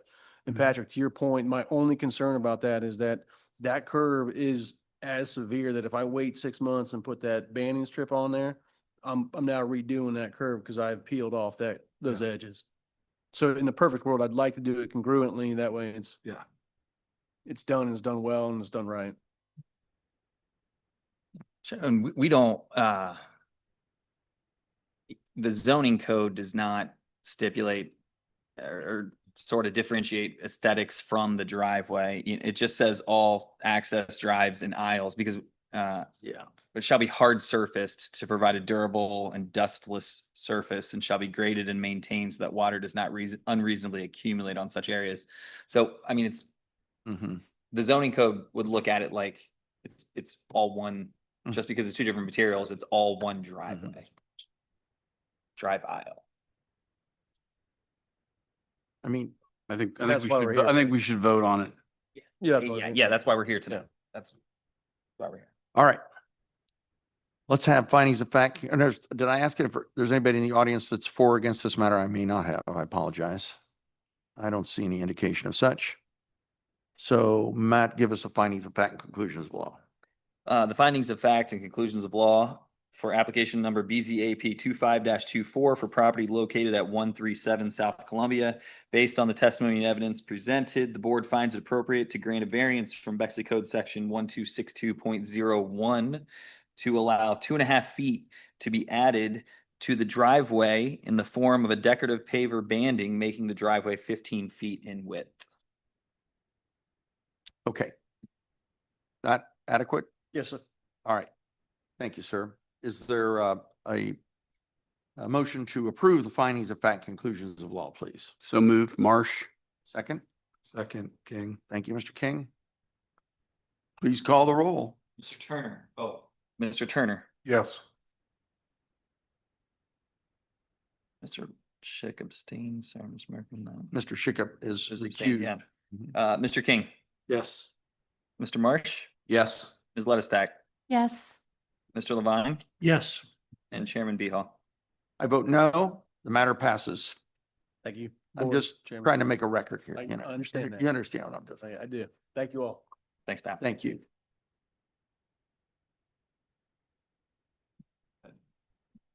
25-25. When you go last, you know, your vote means either nothing or you make the entire decision yourself. Well, that's how it goes. The position of political ease or difficulty, depending on your point of view. All right, the next case is 410 South Columbia BZ 8. 25-25 sessions. Okay, Sessions? Yeah, 25. Okay, sorry, I skipped over that one. This is BZAP 25-25, 25 Sessions Drive. The applicant is Sean Shear. Say that quickly. And Mr. Robbins and Sean Shear are the owners. The applicant is seeking to approval to install 7 feet 6 inch privacy fence on the property. Mr. Robbins, you're not appearing here as an attorney, are you? You're appearing here As the homeowner. as a homeowner. So in that case, do you swear or affirm that the testimony you're about to give this evening will be the truth, the whole truth, and nothing but the truth? Thank you very much. Matt, give us the quick background here. Thank you, Chairman. This property is in Sessions Village, a planned unit development, which has its own design guidelines and rules for property development. We have received several letters of support and approval from the HOA as well as the neighbor for allowing or in support of the taller fence. My one question is, I saw 8 foot on a letter, I saw 7'6", I saw 7 foot on the application, so I wasn't sure what we were going for. But yeah, They'll clear it up. Yes. We have 8 foot, 9 foot walls going north-south, and they stop 10 feet short on each side. So it'll be 8 feet within Sessions, not within the purview view all. And then the one across the back will be 7'6". gotcha. Okay, that's why I couldn't. Okay, I was confused. Thank you. Okay. Staff sees no issue with this variance. Okay. And I mean, he could build one at 6 feet. Well, Right. Anyway. yeah, the only thing I need to look at is the building code. I think once you get over 7 or close to it, it requires a building permit because it's so tall. So I'll get with you on that. The actual specs are 7 feet. Yeah. I'll look at the building code. That's our chief building official, not me. And But I'll, Trudeau will pull that. If you guys approve, Trudeau will deal with that with you, with the fence site. great. Okay. All right. And this is the design. It's very nice. Yeah. Okay. And you have anything to add, really? I mean, it's pretty, My speaks for neighbor's itself. okay with it. The guy behind us, Mr. Lermer, has 4 kids and a pool. So we both want privacy. Fair enough. How's that? For very completely different reasons. I For got different you. reasons. All right. Anybody in the audience that is for or against this matter, please? Anybody on the board have any questions or comments? Mr. Klingler, please give us findings of fact, conclusions of law. Yes, Chairman. The findings of fact and conclusions of law for application BZAP 25-25 for property located at 25 Sessions Drive. Based upon the testimony and evidence presented, the board finds it appropriate to grant an area variance from Bexley Code Section 1264.03A to allow a privacy fence varying in heights of 7 to 9 feet to be installed. Okay. Fine. Do I hear a motion to approve the findings of fact, conclusions of law? Please. Turner, so moved. Thank you, Mr. Turner. Second, Mr. Schick. Thank you, Mr. Schick. Please call the roll. Mr. Schick, Yes. Mr. King, Yes. Ms. Ledestack, Yes. Mr. Marsh, Yes. Mr. Turner, Yes. Mr. Levine, Yes. and Chairman Beha. Due to the decorative nature of the thing and its location, I vote yes also.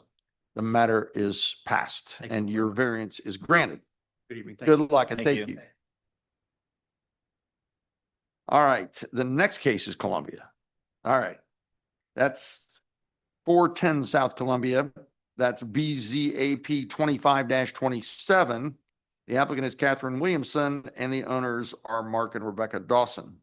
The applicant is seeking a certificate of appropriateness and area variance to encroach into the side yard setback in order to build and addition. Your name? Catherine Williamson. Catherine Williamson, do you swear or affirm that any testimony you give the board this evening will be the truth, the whole truth, and nothing but the truth? Thank you very much. Matt? Yes, Chairman, this is R3 zoning, 12, another side yard setback for you, 12-foot side yard setback. This is a bit of a strange situation, as you can see on the screen. The addition would need a 4-foot side yard setback because they're coming over. So there was this addition that was done a while back, and the board before you all granted a variance because the homeowner, the previous homeowner, wanted to connect the primary structure via covered walkway, which I think got enclosed, to this garage, right? So it makes it the whole thing, the primary structure. The homeowner would like to put on another addition that will connect, a larger addition that will connect the primary structure to the garage. This right here, this part of the land was a property line adjustment. Some might call it an easement. It's not quite an easement. It was land granted to the north property. So the property line kind of jogs here. So when this addition's built, it will be within the 12 feet at kind of this corner here. But as you can see, the existing structure already kind of goes into the side yard setback. So the large request for the variance is because the garage actually only sits, by my calculation on the scale drawing, like 2 feet or 2.7 feet off the property, which is less than the 3-foot dimension that you would need if it were a detached garage. So by my calculation, it needs a 9-foot Picture shows the 9-foot 5-inch variance. Yeah, I kind of highlighted it for you. I highlighted a little bit on here. I did more highlighting on your on the staff report, if you saw that. This says 4, but when I scaled it off your drawing, it's really like 2 feet 7. I think that's what the mortgage survey said, 2 feet, 2.7 feet. That's all that I have for the zoning. We had a couple questions from the neighbor. One of the neighbors asked where the air conditioning unit was going. So a potential condition could be, because the addition's so close to the property line, the air conditioning unit go on the opposite side or away from the neighbor that is close, which is the neighbor to the north. That is all that I have for my staff report. Karen can talk a little bit about the ARB feedback. Yeah. Ms. Boker? I'm gonna actually go into a little bit of detail here because I think it makes a difference. This is one where design might help you see this in a different way. Really, none of the ARB members had a lot of issues with the massing of it, but we're struggling with the aesthetic of it. And if you've gone past this house, you may notice that there are a few details in the front of the house that are missing on the drawings, some rafters, some exposed rafters. They're really beautiful details.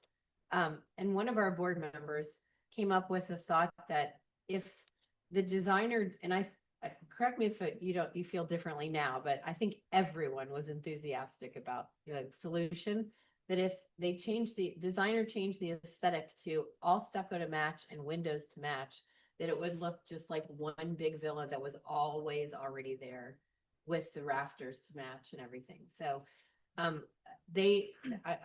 want to tell you that because it won't look the same. I'd like you to use your imagination and think about it, because it will look like all of this was once the original house.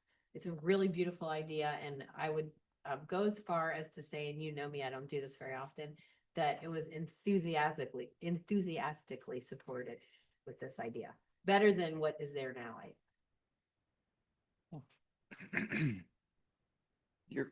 You die, Bob. Yours die. No, we're looking.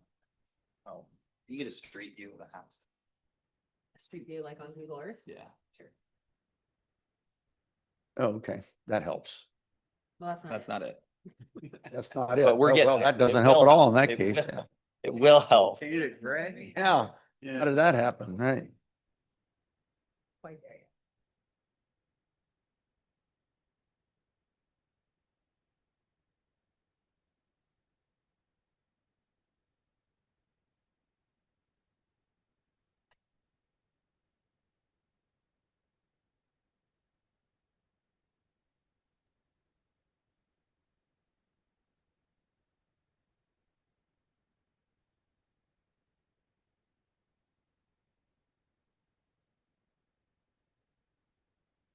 Yeah, that might also help you to understand what's on either side of this house.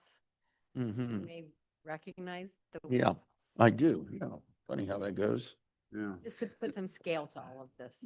Scale. I'm feeling the heartburn that I felt when we did that one. I can walk you down the street. Mm-hmm.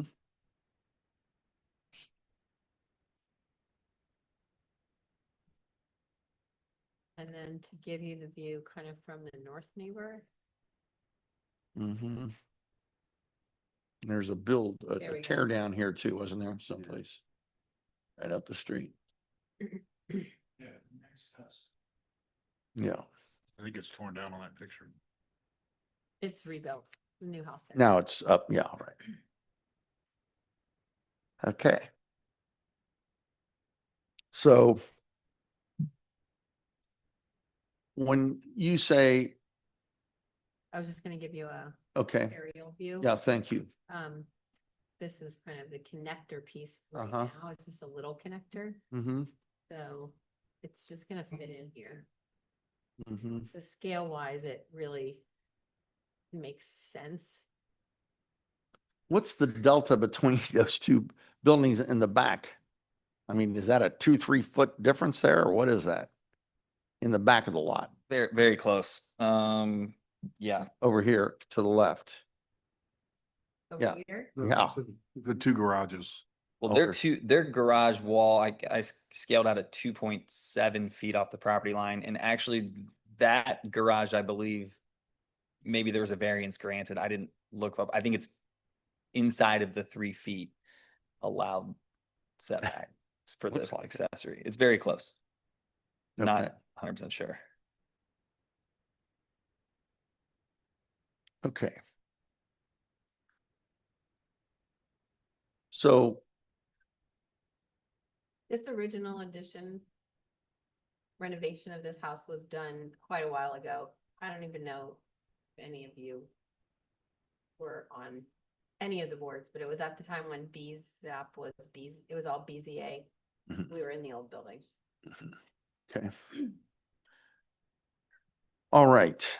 Ms. Williamson, what do you think? Tell us a little bit about why you're doing this and what you're doing and what you want us to grant tonight. Yeah, so the Dawsons have 4 kids. They want more room. You know, their current house is about the size of the existing house and they're outgrowing it. So that's just part one is practicality, functionality, more space for them to grow into. Second, connecting to the garage is big. Having that connection, being able to walk into a mudroom, it's just the same thing. 4 kids, it's just one of those things. Right now, there's an open air breezeway. It's 24 feet from the garage to the house. There's not really a comparison between what's there now and, you know, what would be going there. And that's it. The structure itself is where it is, to kind of seamlessly integrate with the existing roof of the addition, the roof line. Mhm. And other than that, you know, they're just trying to make this work without having to do more than needed.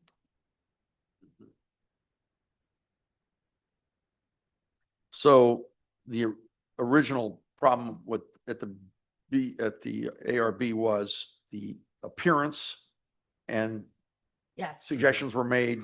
The applicants were receptive to those and made changes that the ARB now has said they're in favor. Yeah, they would Right. still like it to be remanded back, but we had a really robust discussion. I mean, it was a pretty much a design session and it was really good.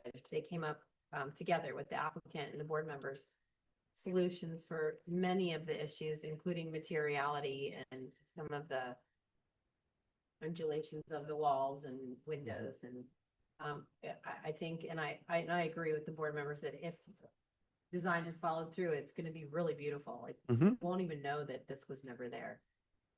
All right. Is there anything you'd like to add? I think we've got a pretty good picture of it. That's about it. Is there anybody in the audience that's here for or against this application, please? Sir, would you come forward? Let him have the podium if you would. Sir, do you, your name, first of all? Alan Radner, Mr. Radner, your address I know is down the street there. On the house to the north, 400 South Columbia. Thank you. And you're not appearing as an attorney, you're appearing as the homeowner, right? Long retired attorney. Well, you know, you're I'm trying, actually not the homeowner. My spouse of 56 years is. I'm Nice. appearing for her. Okay. I'd like to represent her in the divorce case, if you don't mind, yeah.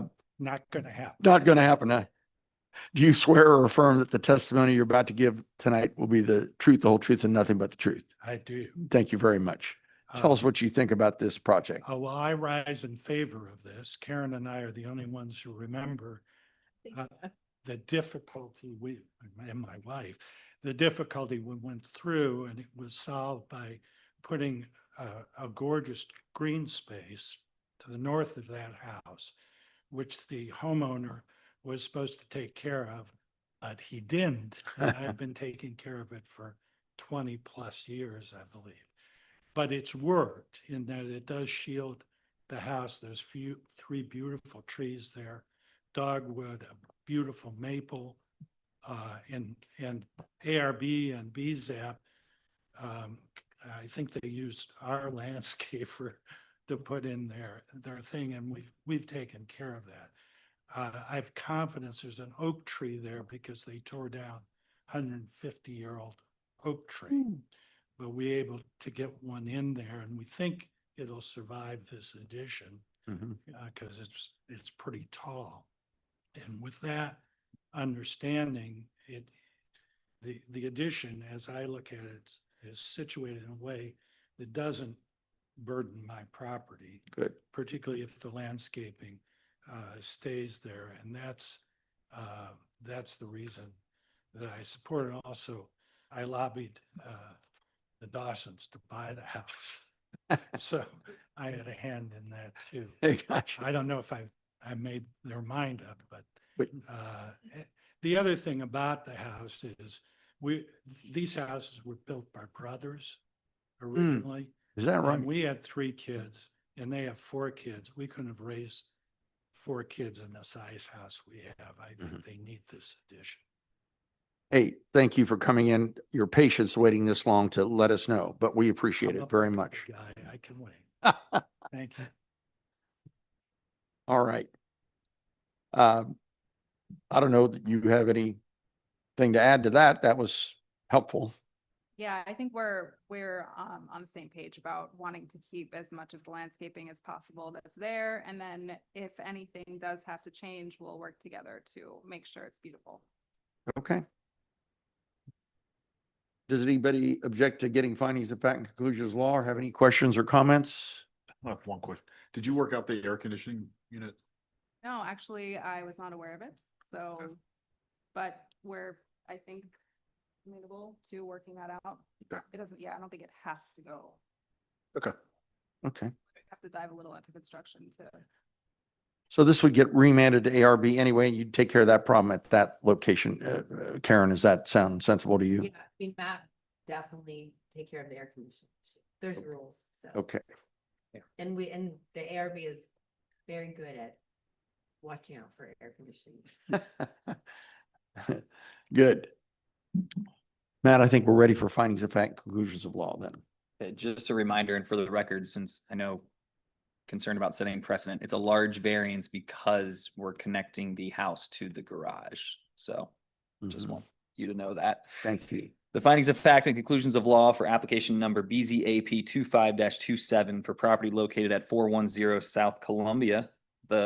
Based upon the testimony and evidence presented, the board finds it appropriate to grant a 9-foot 5-inch area variance from Bexley Code Section 1252.09 in order to construct an addition onto the existing home and connect it to the garage. Okay. Does that meet with your approval? Okay. Do I hear a motion to approve the findings of fact and conclusions of law? So move, Turner. Second? I'd second King. Second. Oh, second, Mr. King. I didn't hear that. I'm sorry. All right. Mr. Schick. Please call the roll. Yes. Ms. Lettestack. Yes. Mr. King. Yes. Mr. Levine. Yes. Mr. Marsh. Yes. Mr. Turner. Yes. and Chairman Behal. Because we're connecting the house to the garage and we have this particular juxtaposition of buildings, and because the neighbor to the north is here to approve, I also vote yes, the variance is granted. Congratulations, a nice project. Thank you to the neighbors for coming and giving us your To remind perspective. you, sorry, remind you that the Architecture Review Board is postponed a week in July. So not So the it- 17th? It will be on the 17th, Okay. not on the 10th. Yep. Great. Thank you so much. Thank you. All right, let's see here. This is East Main, 2474. Nope, 545 South Drexel, very top folder. 545 South Drexel. It's small in the packet. That's probably why it got skipped over. It's very brief. Okay. I'm not finding it here. Oh, was it? 373 South Drexel? Bottom of page 10. bottom of page 10. 545.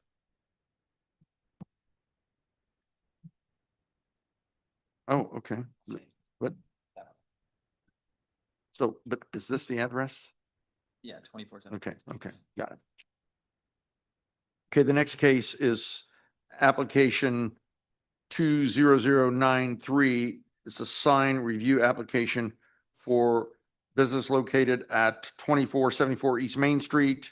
The applicant is Cindy Kingery and the owner is Verit Dermatology. Isn't it? Well, Verite. let him finish reading. It's, go ahead. What is it? Go ahead. Keep. Well, you know, I took 5 years of French, but I'm not sure how to pronounce that word. It has those accent aigu over both the E's, I noticed, so. Verite Dermatology and Wellness is the owner. The applicant is seeking a certificate of appropriateness to install a new sign as submitted. And it is part of the materials. So the address of the building is Main Street. However, the business is located on Drexel, and that's why I put it in parentheses, business located on Drexel. So you I want to see. put the, It's, so it's the property location. Yeah. right behind Giuseppe's there. Yeah. we- Yeah, okay. right next to it. Yep. All right. Very good. But I mean, is there anything to add to what you've got here? Does the staff approve this? Yeah, I mean, the Main Street design guidelines state that signs should rely on light text on a dark background. This is not that. However, the Main Street design guidelines are being revamped currently to the commercial design guidelines. Sorry, did I miss something? So No, just the fact that it's the opposite of what the guidelines are. Yeah. We I mean- found humorous. yeah. Yeah. So, but let me ask you about that because that's been a kind of a long-standing thing. Mr. Swedlow made that the rule of Bexley in the old days. Yeah, he was adamant about it, right? As you know, as well as I do. But so the point of the matter is usually we have a black sign with white or dark with light lettering. So tell us, first of all, did I swear you in? You have not. You know what? I apologize for that. So you're Cindy Kingery. I'm Rebecca Green, but You're Rebecca. I'm here for her today. Okay, Rebecca. And you work for the same, Yes, we do. okay. Do you swear or affirm that the testimony you're about to give this evening will be the truth, the whole truth, and nothing but the truth? I do. Thank you very much. So give us a little idea of why we're going the opposite. Well, their colors are this light yellow and these gray tones, and this is what they thought would be the best for this location. It's pure aesthetics and design, because they are using the yellows and the golds and the grays. The bracket is the one that is currently existing at that site, so we'll be reusing the bracket that's there. Mm-hmm. This is your basic white aluminum that's been painted, with a matte finish, so it should look great. It sits within a frame, as you can see, it's got a gold frame that sits around it. And it's no larger than 4.3 square feet per side. I'm sorry, say that I again. think it's 4.3 square feet per side. I Mhm. believe it's exactly the same size that was there before, for the sign that was there before. Mm-hmm. What sign was there before? I believe it was a barber shop. The barber shop, yeah. Right. Yeah. Okay. Is there anybody that's here for or against this application? Please, no? I mean, here we go again, you know, we don't make these rules, but we have to say, whether this is an appropriate variation from the standard rules. But I would point out there's a difference between design guidelines and code. Correct. Who constructs the design guidelines? Well, since you asked. Thank you. There's a committee. Yeah. Design guidelines, I'm sorry, did you want to talk? You want to? You construction, there's currently a committee that's put together that's working on It's revamp all new being design done. guidelines. And with these definitely this sign. Yeah, I think we're in favor of the uniqueness of different types of signs. I think in this instance, having a light yellow sign with white lettering would not, the white background with the yellow, because their colors are what they are. This looks better, and this isn't the first sign. We do have other signs on Main Street that are light, dark letters on a light background. This is not the first. I think every sign building, none of them are dark none of them are dark background with white letter.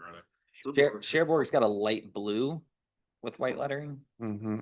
Yeah, So Newfangle's gray, but yeah, but I think Beadwell's white. yeah, I think this will be a discussion for the new commercial it will be. design For sure. guidelines, so. Well, I think the logic in the old days was, as Mr. Swedlow, and I listened to him on several occasions when I was on that side of the podium, I might add, was a big sign on Main Street that's 4 feet by 4 feet, that's white and blares out at you, is a distraction. It's a distraction to drivers. It overwhelms the view down the street, and that's why I think he was so strongly against it. And that's probably why the guidelines, I'm sure he must have had something to do with writing the guidelines back then. Probably, I'm just guessing, but it seems like that's the reason for it. Now, in this case, we've got a relatively small sign. It is certainly not going to disturb the traffic pattern on Drexel or Main for that. You probably can't even really see it from Main. So I'm not sure that those reasons necessarily apply to this particular location or this particular sign. Well, and Size. to that point, that's the reason sign changes on Main Street come to you all. So you don't have a massive white sign with blaring letters in the background, and you get to approve or deny it. Okay, so once again, what we have to worry about is we approve one sign and do we approve the next one that comes by us, because, here we go again.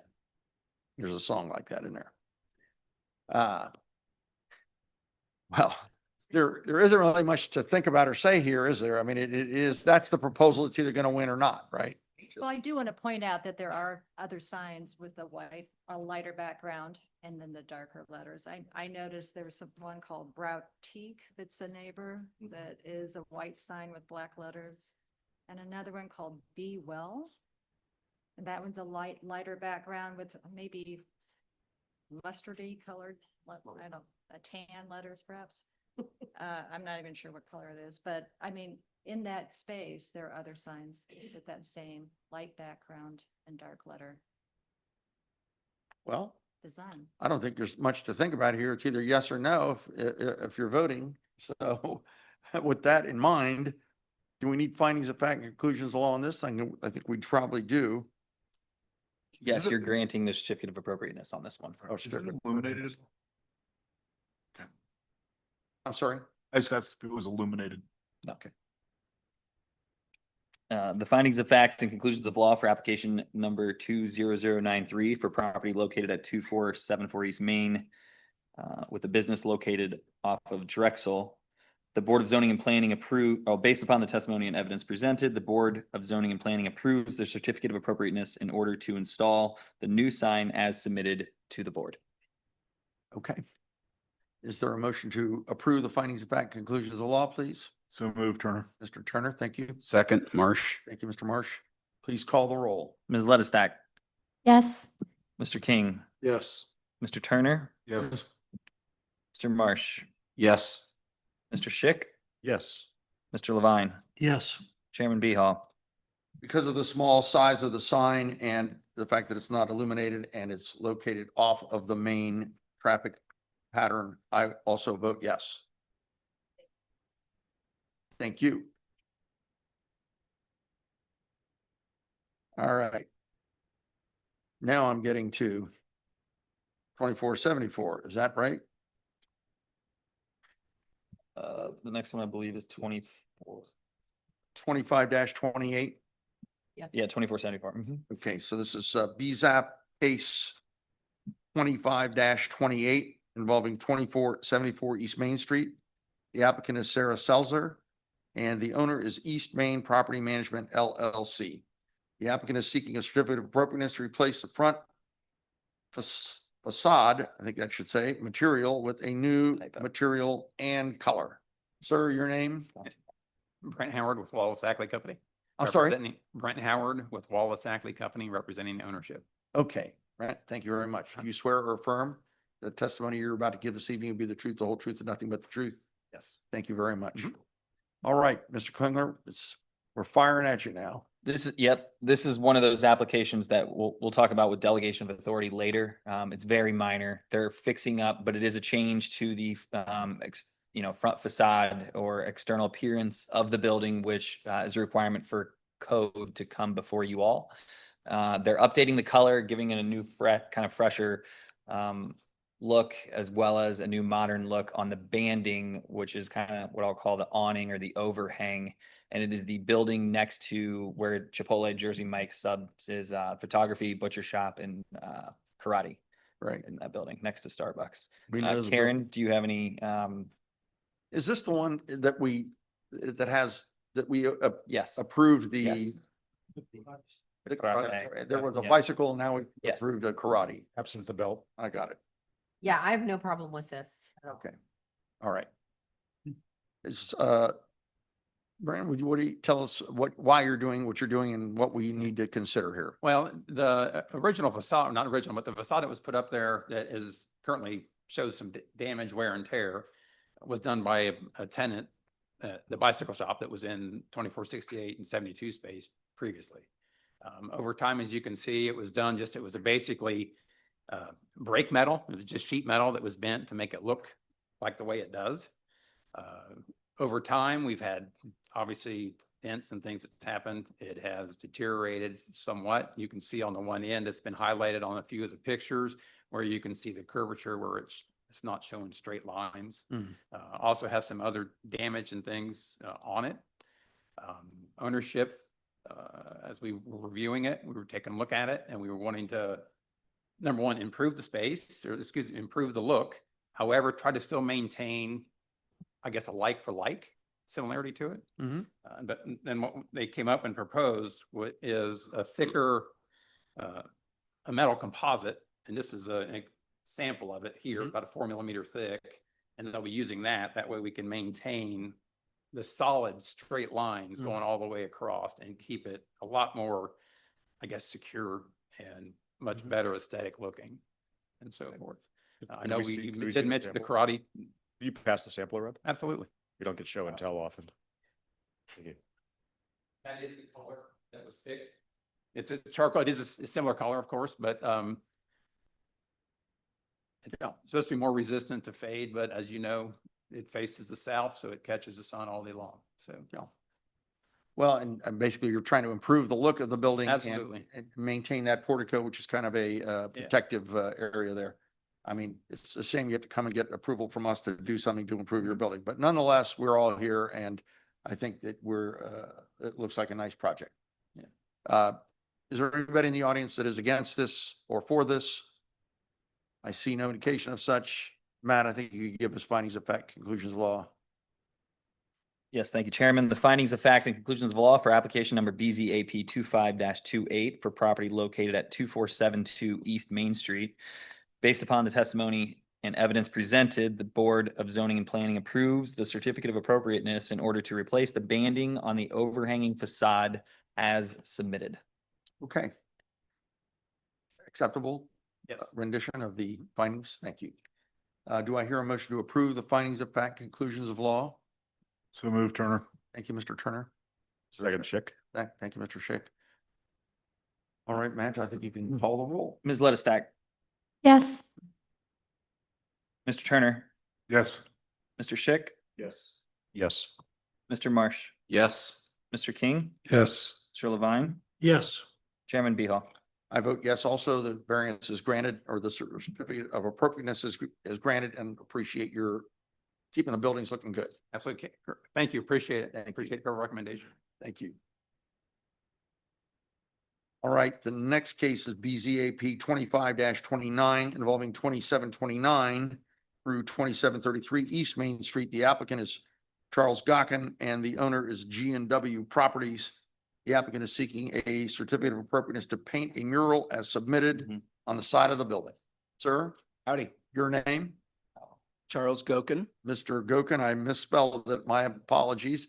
Do you swear, or if I'm not the first guy that mispronounced that? Nope, Do you swear or affirm the testimony you're about to give be the truth, the whole truth, and nothing but the truth? I do. Thank you very much. All right, Mr. Klingler, give us a quick rundown on this request. Yes, it was a well-timed comment about the karate mural. So Yeah. this is another, this is an application that has come to the city for a facade grant, which we have a pot of money Right. that we can do that. But as a part of that process, it's written in the in our code that you all have to give it a certificate of appropriateness or approve the application in order to move forward with the grant request. This, I believe, I don't think this is the final design, or maybe it is, but staff would request that the board condition it that staff have final review and approval on the final mural. Okay. It runs through to our Director of Development's office, Megan Meyer. Staff All right. sees no issue with granting the request for funds to update the building. Mr. Gockin, anything to add to that? Are you the artist? God, no. God. Yeah, mine would be stick figures and little flower trees, so it'd be pretty bad. No, so Kathleen, Miss Catalina, who I'm sure was in front of this board at one point or another. was. You know, we recently purchased the properties and just trying to put some finishing touches on the various sides of the building. So we're partnering on this and would love your blessing to put up something on the east side of the building. Either way, we're painting it. It needs to be painted. It's deteriorating and hasn't been touched in, you know, too long. Right. And so while we're painting it, we figure we might as well put something aesthetically pleasing there and let Kathleen and Catalina's be there and be a fixture of the community for a long time to come. Beautiful.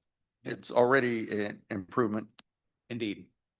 I do have one question. Sure. Were you gonna fix up the sign in front of Anthony Thomas at all? Like put some landscaping around? I thought there was. That is putting coming. in- That's That is coming. Okay. The money tree is not blooming as much as I thought this year. So we're trying to do this in pieces, putting the mural up. I have another application after this for windows, and then the sign will be forthcoming as well. Great. So Okay, I Yep. wasn't sure. All right. Is there anybody in the audience that is for or against this application, please? All right. I don't see any indication of such. We'll have findings of fact, conclusions of law, please. Yes, Chairman. The findings of facts and conclusions of law for BZAP, application number BZAP 24-29 for the property located at 2729-2733 East Main. Based upon the testimony and evidence presented, the Board of Zoning and Planning approves the grant request from the applicant to install a mural at the reference location with the condition that city staff review and approve the final design. All right. Acceptable? very good. All right. How does one get that approved? Or is that? Through wait for another- Megan, Okay. yeah, in the mayor's office. Very good. I can help you with that. Megan is one of the 100 most powerful people in Columbus, Ohio. Did you know that? I saw her in the did. magazine. the Yeah, other day. oh, yeah. I hear a motion to approve the findings of fact, conclusions of law. So moved, Marsh, second Marsh. First check. Okay. Mr. Schick moves, Mr. Marsh seconds. Please call the roll. Mr. King, Yes. Mr. Levine, Yes. Mr. Schick, Yes. Ms. Lettistack, Yes. Mr. Turner, Yes. Mr. Marsh, Yes. Chairman Beha. I vote yes as well. The certificate of appropriateness is granted. Thank you. Might not move here because we have BZAP 25-30 involving 2719 East Main Street. The applicant once again is Charles Gockin. The owner once again is G&W Properties, and the applicant is seeking a certificate of appropriateness again to replace the windows on the building that looked like they were put in there in about 1930 with new windows. 50. 50, was it? Yeah. 50 or 60, yeah. Somewhere in that range, Yeah. yeah. I was here then, but I don't remember it, nonetheless. All right. Matt, tell us a little bit about this. This is the Bullet Park Barber Shop building. It has single pane, I believe, windows. I get my hair cut in there. It seems like single pane. It definitely, we appreciate the application to We do. update the windows. Staff would just request that the board condition it with final design approval from our design consultant. Okay. And I was mentioning it before, and this is your opportunity for any feedback, but we'll also talk about staff approvals later in the meeting. Okay. And I mentioned it to the applicant outside. I personally would like to see it remain dark windows. Mm-hmm. I think that's aesthetically appropriate, more appropriate than the almond colored that are in the packet. So the way that they have framed this is we'll approve your ability to put new windows in. You have to kind of go by the design coordinator for the city and work it out between you. I mean, do you have any difficulty with that? Even though she's telling you right now, she kind of preferred dark windows. Yeah, no, anything's better than what's there now. Yeah. So I just want to get this done and approved, and it's very drafty, very nasty in there. So we need to get this stuff in Barbers there. are great though. Yeah, those guys are great. They want to be in the community, trying to fix up the building for them, so they're there for a long time. So, Well, we appreciate your improving the looks of these buildings and the condition of these buildings too. So, indeed. all right. Is there anybody in the audience for or against this matter? Please, no? Any questions or comments from members of the board? If not, I don't see any indication of such. Would you give us findings of fact, conclusions of law again? The findings of Mr. fact and Klinkler. conclusions of law for application number BZAP 25-30 for property located at 2719 East Main Street. Based upon the testimony and evidence presented, the Board of Zoning and Planning approves the certificate of appropriateness to replace the windows at the reference location with the condition that the city's design consultant approve the final window package. Okay. That acceptable to you? Very good. Thank you, Mr. Goodkin. Do I hear a motion to approve the findings of fact, conclusions of law, please? So move, Turner. Thank you, Mr. Turner. Second. Lettuce stack second. Thank you. You beat these guys to the punch. Mr. Klingler, will you please call the roll? Mr. Turner, Yes. Mr. Schick, Yes. Mr. King, Yes. Mr. Levine, Yes. Mr. Marsh, Yes. and Ms. Lettistack, Yes. and Chairman Beal. I vote yes. Also, the certificate of appropriateness is granted. We appreciate your guys' work on these buildings. Very good. Thank you very much. Good Thank luck. you. Thank you. Thanks.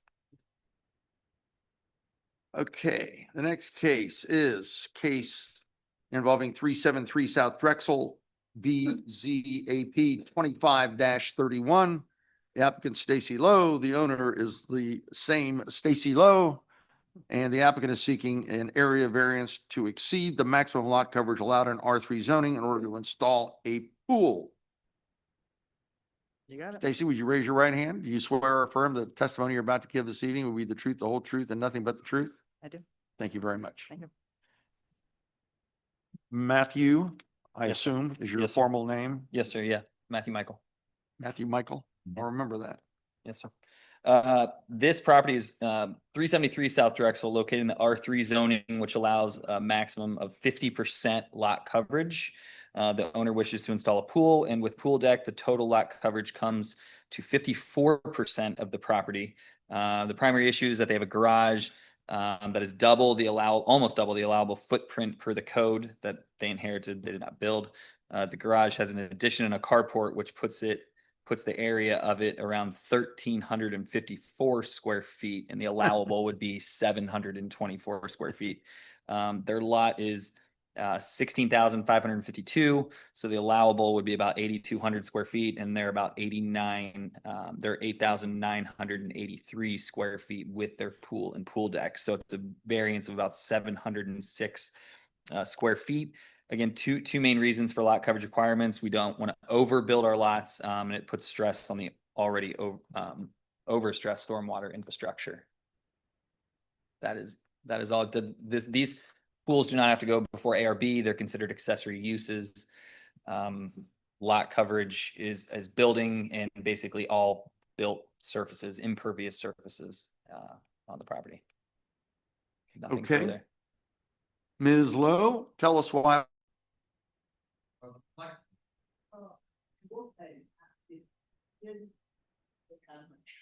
My appraiser should, so this is a number for, that's also a number of the driveway. I think the driveway is off. We remember how we talked about that. So that does take it down significantly. We're still over, but now we're gonna be over by like percent versus 4% there. You say that again for me now. I said it so fast, I lost it. Literally just got it today. Yeah, but I don't, yeah, I can't. And that's We're going with the, yeah, we'll go with the four. And that's fine, we can go with it, yeah, so we can go together, but here, because of the garage being so large, but that's kind of cutting into, I mean, truthfully, the garage will be something eventually to be replaced, it's seen better days. I see you. Clean for the, and on each side of the, so the cardboard, we're gonna eventually probably do something to that as well and make it more green space. Right now, truly is like a little cardboard, but that's nothing, we're gonna make that, actually put grass in there. And then on the other side, where you look on the house, closer to the house, there's another cardboard that's covered, but it's bricks and rocks, it's not. This makes it look a lot more, I mean, if you look at you wanna pull up the picture of the actual material. It does, this looks a lot more, concrete jungle than it really is. What's the address? 376. I put an aerial in here to stat before. On this closest to the drive, you can see that's all. It's like, there's gravel, there's no gravel. So it's from.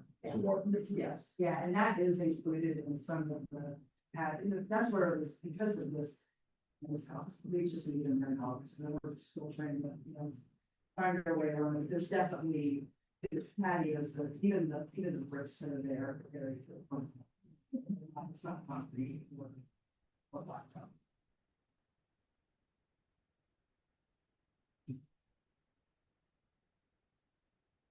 It's a good.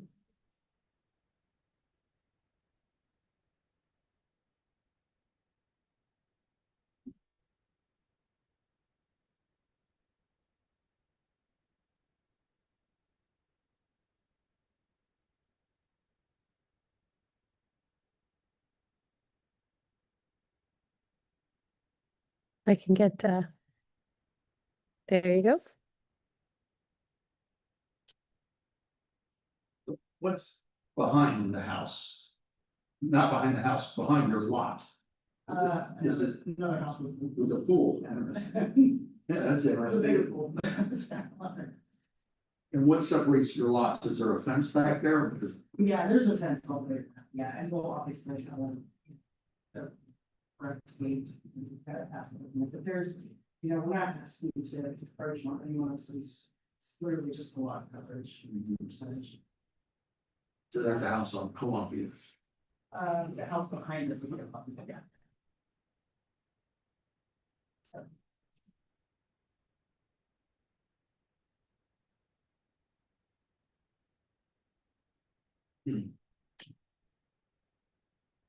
Well, all right,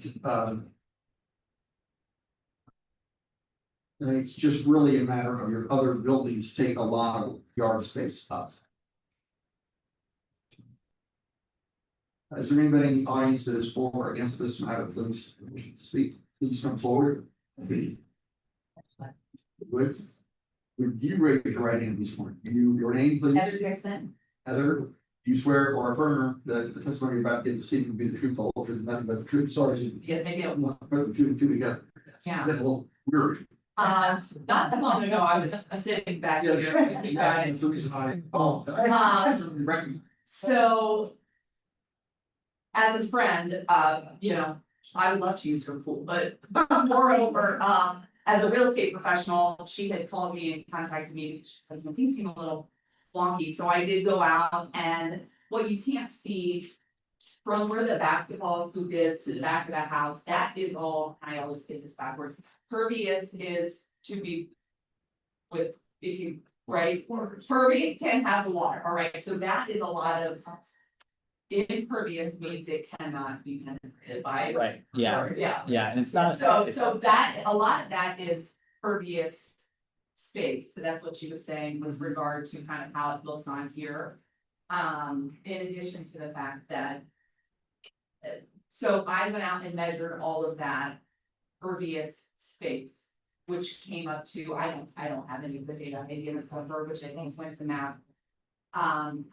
But it was a couple hundred feet, in addition to the fact that the way that the driveway goes, it starts out at about 0.7 all the way up to 3 feet as it kind of goes up. So, you know, I mean, if we're splitting hairs and getting pretty technical, what you're looking at from an aerial measurement view versus what is probably like boots on the ground real time. It probably does wind up being about 0.5%. I went out and rolled also for driveway, and again, human error, but this is pretty accurate to what is actual driveway.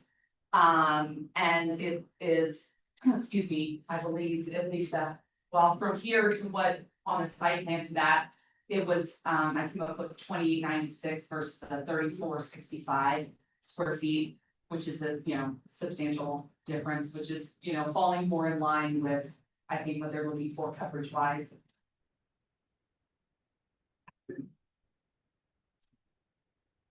And there's no rear yard setback issue there, right, Matt? No, sir. They're not looking at, they're not encroaching on any sides, they're not asking for anything other than from a coverage standpoint, and I think it comes down to, you know, when you're looking at, you know, mortgage location surveys versus aerial views versus all of that, you know, there's, you know, a little room for error, there has been room for error. Okay. Is there anybody in the audience that's for or against this matter? I see that, oh, you are, sir, please come forward. I need for you to also state your name, raise your right hand, go up to the microphone, because it's all tape recorded here. My name is Matthew Ray. Matthew, do you swear or affirm the testimony you're about to give this evening to be the truth, the whole truth, and nothing but the truth? I do. Thank you very much. Tell us what you think about this. Well, you know, I'm obviously for the project, I'm the installer. Oh, okay. We're all looking at the same thing. It's a point or two, or 3/10 of a point, or whatever it is. From an installation standpoint, I just wanted to offer that, you know, in most cases where there are green space limitations, it's to prevent a, you know, too much driveway, you know, pervious, we've got watershed, we don't want too many structures. From a construction standpoint, you know, this, though maybe a fraction over the green space, it isn't going to present a watershed issue. When you install a fiberglass swimming pool, in those cases, there's 100 tons plus gravel around that shell structure. So we're essentially creating a leach pit anyways. It being a pool, of course, if there's a heavy rain, it accepts the water. So, you know, I don't think watershed is a concern here. Yes, perhaps over the lot coverage, the allowance here, but you're impacting the temperature. We'll have a cover on it. There's. So you'll pump the water off of the. Yes. Pool. Okay. Anybody have any questions of any of the witnesses? Or comments? All right, thank you for coming tonight and waiting this entire meeting. It's that a few cents, but it's worth it, and it helps us to know what's going on, so. Both you and Heather, I've been that. So, Stacy, do you have anything else to add to this? I think we're getting a pretty good picture of the situation. Yeah. All right. Members of the board, any questions or comments? If not, I think we should get a rendition of the findings of fact, conclusions, law, so we can vote. Yep, the findings of fact and conclusions of law for application number BZAP 25-31 for property located at 373 South Drexel. The Board of Zoning and Planning Based upon the testimony and evidence presented, the Board of Zoning and Planning finds it appropriate to grant a 4% lot coverage area variance from Bexley Code Section 1252.09 to allow 54% of the lot to be covered after installing the pool and pool deck. Okay. Second review. Do I hear a motion to approve the findings of fact and conclusions of law? So move, Turner. Mr. Turner, is there a second? Second, Levine. Thank you, Mr. Plum. Please call the roll. Mr. King, Yes. Ms. Ledstack, Yes. Mr. Schick, Yes. Mr. Turner. Please need to make sure I don't need to accuse myself. She bought a $40 microwave from me on Bexley for sale. And so it's going to show that that's not a problem. I would, you did, she did get that for free. So, Mr. Mark. but I'm yes. Wait a minute, she paid you 40 and then gave it back, so is it $80 to compensate? I vote yes. Mr. Levine Yes. and Chairman Beal. Because of the situation with the garage being so unusual, the carport taking up so much of the space and the size of this lot, in terms of depth, I'm gonna vote yes also. So the matter was concluded with a successful certificate of appropriateness and in this case, a variance. So I'm sorry. Yeah, variance. For the lot coverage issue. Good luck and congratulations. All right. The next case is. I'm not saying anything. She said she didn't need it anymore, so she did that. Thank you for your patience. By the way, this is case BCAP 25-34, involving 2463 East Main Street. The applicant is Kara Berg, the owner is Elizabeth Smith, and you are Elizabeth. You swear or affirm that testimony you're about to give before this evening the truth, the whole truth, and nothing but the truth. Yes. Thank you very much. You're Natalie attired appropriately. Consider the name of your store there. She matches the front of her store. So That this is as simple as it gets. There was an omission on the renderings and the notes of what you saw. You saw this quite a few months ago. They showed the sides of the building remaining the same. Right. Brick, natural, whatever you want to call it. And they would like to paint both sides of the building the same color as the front. And there's no prohibition about painting a building white in Bexley, is there? No. Thank you, sir.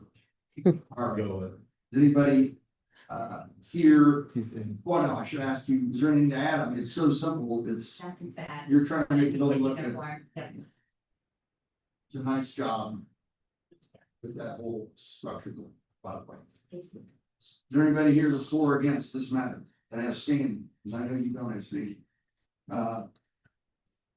If I see none, so can we have any questions from members of the board or comments? You see none? That's with that findings of fact, conclusions of law, please.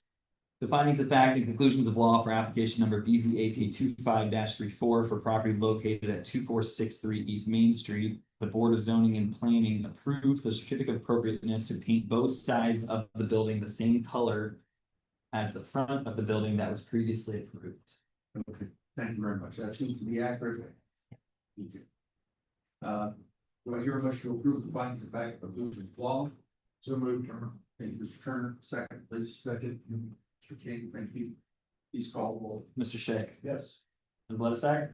Yes. Mr. King. Yes. Mr. Marsh. Yes. Mr. Levine. Yes. Mr. Turner. Yes. Chairman Beal. I also vote yes. Thank you for your patience waiting for this whole meeting like this. Thank you. Thank you. Good luck. All right. We have some new business. You. Additional. We do. All right. Oh, one, before we get to the other business, tabled applications. The food truck brothers, food trailer decided to withdraw their application. They're going to just buy a food truck and move it chamber and apply for a permit and move it there. Yes. So they're no longer going for a permanent accessory structure in the side yard of a commercial lot. Just thought I'd update you on that. And we may get shawarma. You may, hopefully you do, hopefully you do, so. But I know that was that was a hot topic from last meeting, so I did my darndest to get a hold of them and. That was what they Yeah, I told wanted me, to say the last meeting, because there was discussion about removing the last meeting. and they removed it themselves, I know, I was trying to keep it on. yeah. So I would like to discuss the delegation of authority that you all have in 1220.06 D for the Main Street District and Campus Planning District review. So what that says is essentially, you know, for minor things such as we saw quite a few this evening. You would give the authority for city staff and city staff's consultants to approve minor changes. One idea that I got from Mr. Rosenthal was that you all could appoint a couple folks, one or two or three folks to review them before they get to you all and say, yeah, we believe that should go to the board, or no, city staff can approve, to maybe sort of sort through it. He was in favor of that. He couldn't be here this evening. He wanted to be, but he had to present an application downtown, so he got late. So we're in favor of this. I believe maybe it was the way I don't know if it had been done before that way, of minor changes on Main Street, but it had not been memorialized in your rules and regulations, and I could not find a decision by this board stating that, yes, we are delegating the authority for XYZ or a certain scope or something to city staff. We had two really good examples tonight. We did, so. The question is a great idea. Question is, do we have the authority to delegate authority? Yes. You do. It You says do. that I can, yeah, it's in the code. And do they have if we delegated to staff and staff says no, do they have the right to? Yes. Yes, absolutely. And I would, I think most of you have known me a long time, I would be cautious, you know, I would be conservative. So if there was any sort of thing in me that was like, it would come to you. But if you guys actually say no, they can still bring it to us. Absolutely. Okay. Yeah. And I think Matt and I work with the applicants close enough and in a really nice way, not to pat ourselves on the back, but that I don't know that we'd ever say no. I think that we would just say, you know, let's take it to the board. You know, that Yeah, I mean, I it would would be say no, and they say, well, and then I say, but you can always ask the question. Correct. Right? There's always an avenue, right? You can vary from the code. So. I happen to really like Andrew Rosenthal's idea of having somebody designated for my part of BZAP applications, which are aesthetic things on Main Street. It's the only thing that comes before you aesthetically, or what's on Main Street, and soon to be every commercial district. But a good example were the windows tonight, that the almond color, like I would have just called Andrew or whoever you designate, but he makes sense for me to be your contact, since he's the architect of all of you. Chairman, I can why don't I just read, just so you know, the actual part of the code. It says the board may delegate to a qualified employee or agent the authority to review and approve without further review and approval by the board plans with respect to changes to existing building structures or spaces involving compliance with chapter 1254, which is the Main Street and Campus Planning District Review. That's 1254.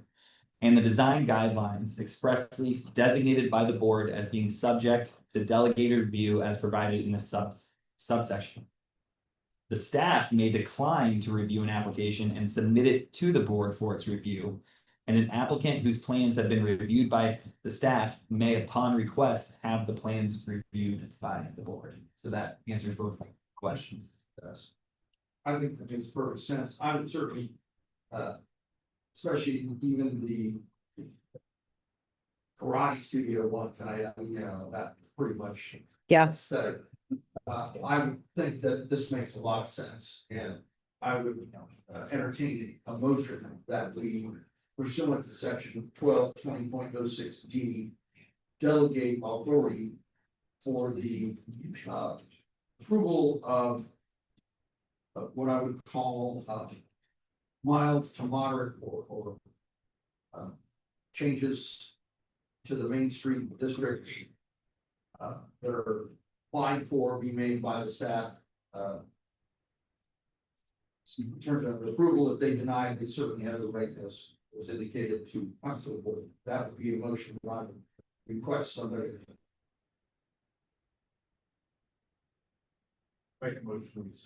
Okay, can you so do that? Can I repeat that? Yeah. I'll get it. Approximately.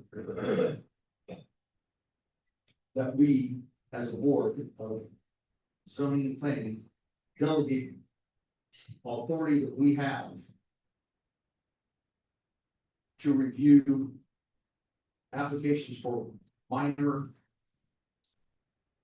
moderate changes to buildings in the Main Street district to the city staff pursuant to section 1220.06 D as in dog of the Bexley City Code.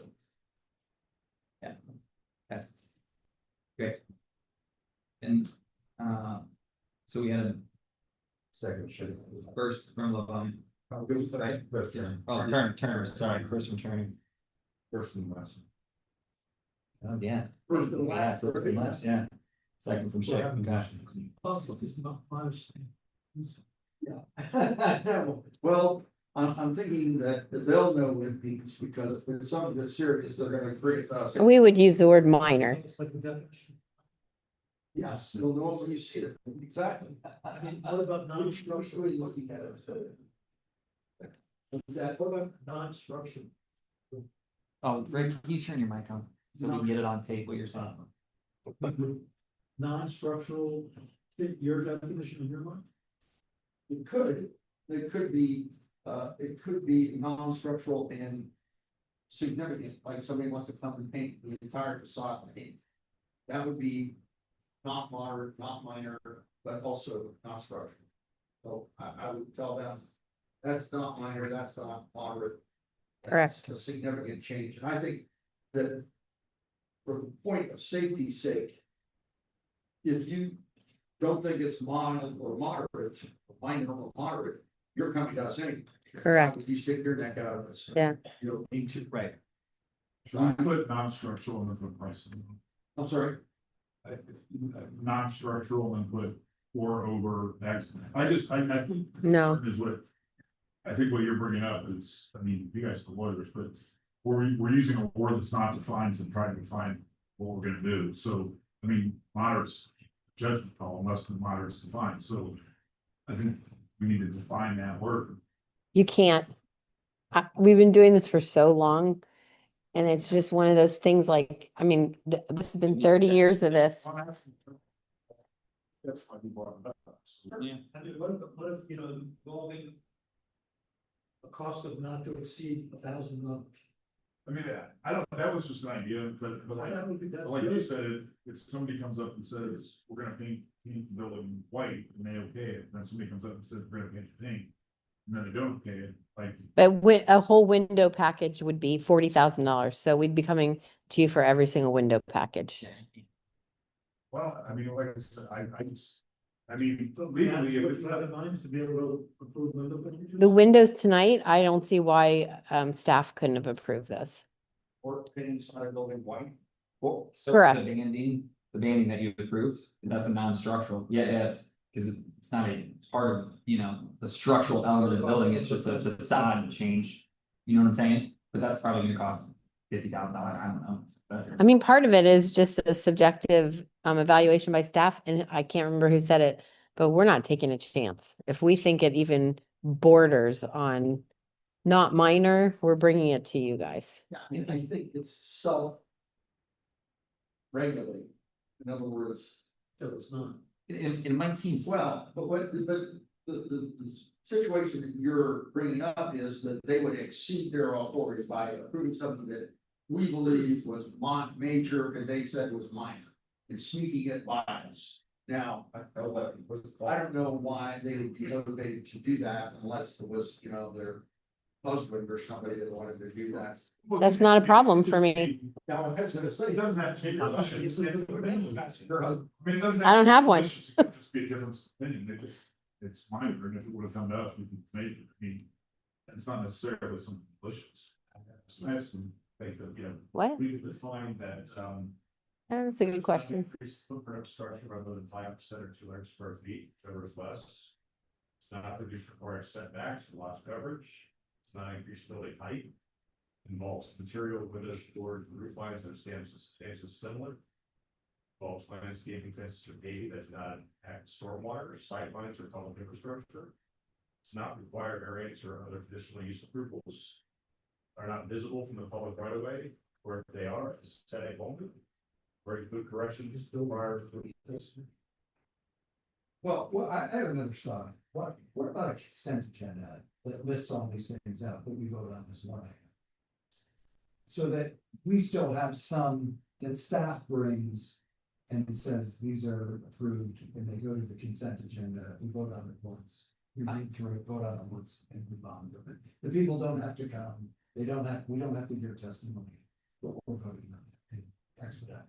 We do that in ARB. You do when it's certificate of appropriateness, and I gotta believe that if it's for a certificate of appropriateness, you all could do that too. I think it just has never been put forth that way. Right. Because you always do variances, which are quasi judicial hearings, right? Right. So, I mean, I'll double check with Catherine Cunningham. And I think that's a great idea. I think that's a great idea, and Mhm. consent agenda. Yeah, I mean, I would be on fit. We could totally do that. My goal is to help you all and then help the meetings go and then also help them because the window package, I felt bad. Like, some of these people, I'm like, yeah, you gotta go because the code says any external. Here. And even more time. I'm fine with consent. I'm not also fine with the other. And saying, minor, moderate, whatever. And if in the future we want to redefine that, we could, but again, I think, placing metal flashing on a building, something that staff can approve. So to me, I'd rather, have more time for the meaningful things than approving paint color. And so whether it's staff agenda or a consent agenda, or again, I'm okay giving the staff approval for minor things. I mean, look, and again, if people don't think they're minor, then come back and vote and say changing it, and everything comes here.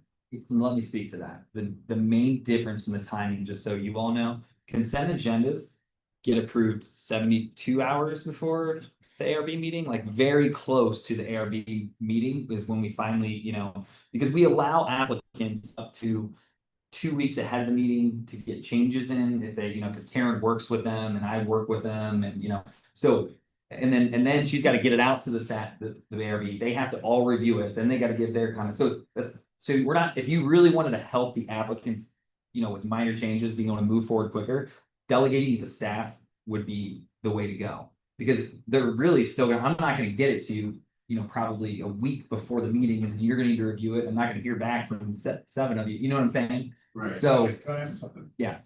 In that case, because we're quasi judicial, does it need to be posted? Does it need to be? Sure. Like, these are things that come to us because they are quasi judicial and there's a public notice. So you need to give public notice before you guys approve it? Yeah, that's a good question I don't believe if you did minor staff approve, if you did a staff approval, it would be. They are these non judicial bodies, so that. The only public notice that you have is in your rules and regulations. So that's the reason you made the rules and regulations and it says public notice in there. If it was staff approval and it doesn't come before you all, no public notice would be required for minor changes. No, it's a fair point. We still public notice because even with consent agenda, I still public notice all of the applications because we don't know that, right? And then if somebody wants to speak to it, they look at the agenda and they say, well, it's on the consent agenda. They can still come here and speak to it, a neighbor, but it's on the consent agenda for the board and the board approves it right at the meeting. But there are things that I approve without coming to the board that don't get noticed, like Correct. a roof replacement. We have minor architectural applications, windows, roof, siding. So there's no part of the No, or you mean, yes, they're Yeah. submitted. Yeah. Yeah. Here's your problem. We have, somebody comes to them, is it minor or moderate? They say no. If it comes to the board, we need then to vote on it, because we might say no, we don't want to appeal at the city council. We have to go through the quasi judicial process. I don't see how we get around that. Now, if we're saying to them, we'll give you authority. This is for certificate, this is Not for Not design. for zoning variance, this is just design approval. I understand that. Point of the matter is, if you say no to somebody, they come to you, well, put new windows in, you say no. What are they gonna do? They're gonna come to you. They're gonna come to you. They're gonna come to you. So they're coming to us. Yeah, but that's just not, Come to us, so then we have to have a hearing. right, but that's just not typically how it works. Like what typically, That's why I'm saying, I think the motion is adequate and. Oh, the one you made. The one that he made, yeah. I agree. Said it. Oh, you said it, yeah, Okay. yeah, I think it's, in staff's opinion, I think it's that. right. I think it would be very helpful for staff, especially my review of design, to have a couple people like Andrew, who's not here, and Patrick, since you're interested, just Patrick is not. Patrick just gets sucked into everything. Third man. All in favor of that? How about this? The motion can stand, and we know that we could reach out to us, the board, if need be, if we have questions. You can, I mean, you're not gonna call me. No. Because I don't know anything about that stuff, right? So you're gonna call Right. somebody that you think can help you. no, no, no, no, no, no, yes. What we're saying is, if there's a major request that doesn't require a variance, just a certificate of appropriateness, then you're going to tell them, hey, you gotta go to the board. If it's a minor request, maybe we take moderate out of it, amend the motion. If it's a minor alteration that you can, that we give you the authority to approve it. If you think it's A, not minor, or B, questionable, you're gonna tell them, no, we're not gonna approve that, you gotta go to the board. Yeah. I think there's a built-in safeguard there that I appreciate your comment and your thought there that we may be opening the door to some possible problem, but I don't really see how the problem exists in this paradigm that we are facing here tonight, because they're not going to pass something that they know is too close to be. So you have a motion, would you modify your motion to say minor changes as opposed to moderate? Yes, Okay, I modify my motion. I'm glad is there a second to that Glad motion? we're recording. I second it. There's a second. Thank you, Marsh. So call the roll and we'll either pass it or we'll pass it. And we'll go back to the drawing board if it doesn't pass. Mr. King, Yes. Ms. Levisack, Yes. Mr. Schick, Yes. Mr. Marsh, Yes. Mr. Levine, Yes. Mr. Turner, Yes. Chairman Beal. I think it's Great. I will, so what I'll do next is we'll go with that moving forward. If anything comes on, I'll revise the rules and regs, and then you can just vote on the rules and regs quickly at the end of the next meeting, and that way it's a whole new document and get it posted to the website. That's cool. Great. That's cool. Okay. Created a monster. He's, he is the best. This was to all the, right. Is it any other business? Yes. So now they're gonna sit over there and approve all the residents. No, Yeah. no. I don't, if there's any question in my mind, it's coming to you. Ordinance, this one, you guys will want to see, ordinance 1525, accessory dwelling units. So it is before council currently. They will, it's tabled right now. They'll hear it when they get back from break. They're on their July, summer break. This changes the accessory structure code slightly in the fact that currently accessory structures can't have, we always talk about two, they can only have two of the three things, cooking, cleaning, and bathing, right? This would allow all three. In addition, this would require, if basically what it says, if you have all three, then you have to have one additional off-street parking space to accommodate the accessory dwelling unit. It also says that whoever owns the property, what does it exactly say? Can you scroll down? Whoever owns the property has to live on the property. So whether or not that's in the accessory dwelling unit and somebody else lives in the main house, or you live in the main house and somebody else lives in the accessory dwelling. Right? It does not allow for property to be overbuilt, which I know is a concern. It's still the accessory, it doesn't change the size of the accessory structures that you can have on your property. You know, and that's based, just a reminder, that's based on lot size, right? So from 0 to 13,999, it's 624 square feet. That doesn't change. And then above that, it's like 724, and then the biggest lots, I think it's like 960. None of that changes. Let me read number 4. If either the principal dwelling or the ADU is leased or rented, the other unit must be occupied by an owner of the property as their principal residence. Okay. Their principal residence. In other words, if they live in Florida, is it their principal residence? You get into the Internal Revenue Code here a little bit, but some principal Bexley residence. Right. Correct. That should say, but.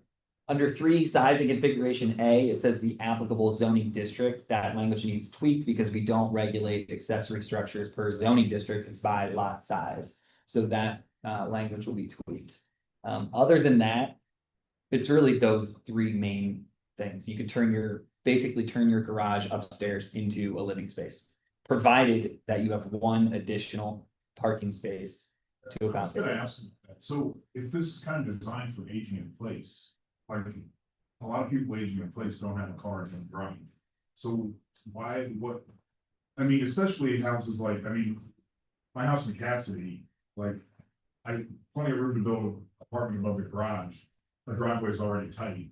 Like if my mom's 85, if she wanted to move in, like I'd have to take up part of my backyard and put it in. You may need a variance and come see this board. You can't fit a parking space, or if you're over on the lot coverage. But I think it's I believe, and I haven't spoken directly to Councilman Marcelino about this, but it's to curb sort of the streets being even more cluttered and the driveways being more cluttered than they already are for off-street parking and / parking in your driveway, which is a lot. And also, People park in the street. He's like park in the street anyway, so. We don't wish to promote. Make a difference, so it'd be in the street. Right, people park in the drive, and it's perfectly legal to park in the street. Some have permit parking only in front of their house. I'm one of those. We don't want to promote parking in driveways because the code does not want that. So I think that's probably the reason for the additional off-street rear yard parking space. I agree with Mr. Turner. It just seems like that is gonna generate a variance request for every person, almost every person trying to do, and maybe that's what they want. But from a practical standpoint, it seems like it's gonna. If this is trying to get rid of the fact that we look at all these above garage spaces and have to figure out whether they're additional living space. All those are still gonna have to come because now they don't have a parking spot. So it's not really changing the fact that we're gonna have to review them. Unless you get into the bigger houses, probably you're not gonna have to do it, but I would say most houses in Central or South, if they wanna do that, if they wanna put accessory living over their garage, they're gonna have to come for a variance. Can I ask a question? Yes, of course. Why is it that there are houses that don't have driveways or garages? And that's permissible, but then if you were to add an ADU, you would need a parking spot off street. I guess I'm just confused. Yeah, so a couple things. One, you don't have to have a driveway. It's not code required to have a driveway, as long as you have and all parking has to be in the rear yard. The code also says that if you have a garage, you cannot demolish the garage without A, an approved replacement plan from the Architectural Review Board, and B, if it were to reduce the number of unenclosed parking spaces. Now, someone may have demolished their garage a long time ago and it wasn't caught by the city, and that's why that property doesn't have a garage. I can't really speak to why individual properties don't have garages. I think 97% of our properties, maybe, I don't know, a lot of them have garages. But I can certainly ask Councilman Marcelino and update you all on sort of the logic behind the additional off-street parking space. Is the requirement only a one-car garage for a single-family home right now?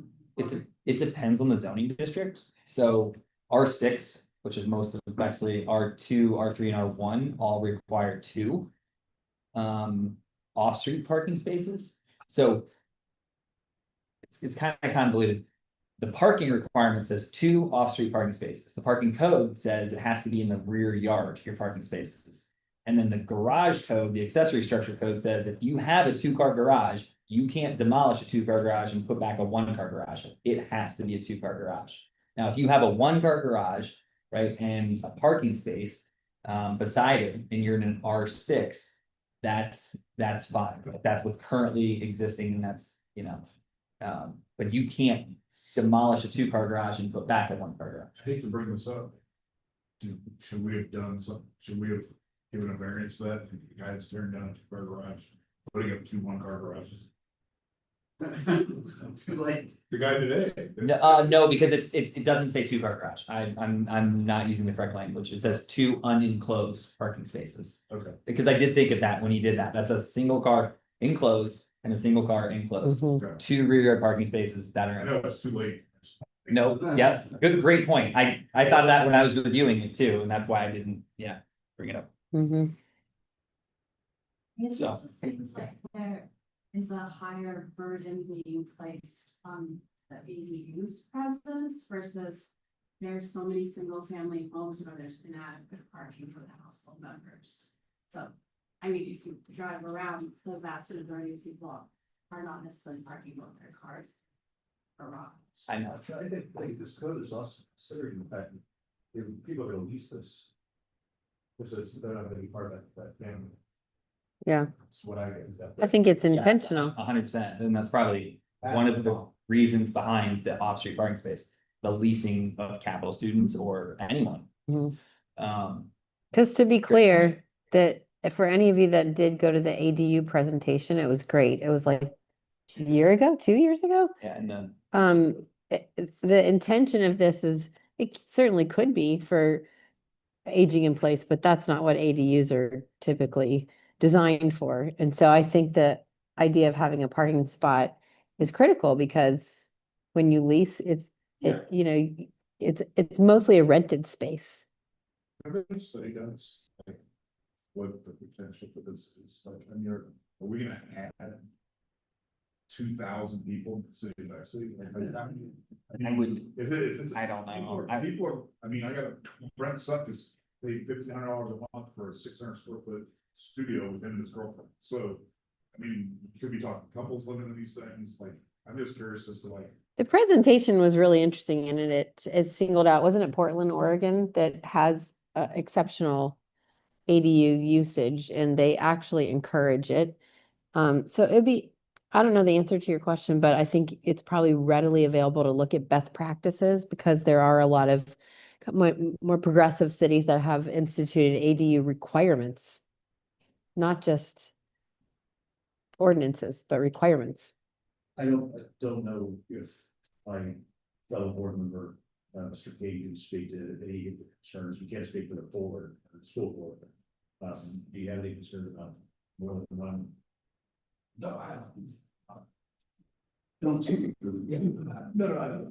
I would just say this, to that point.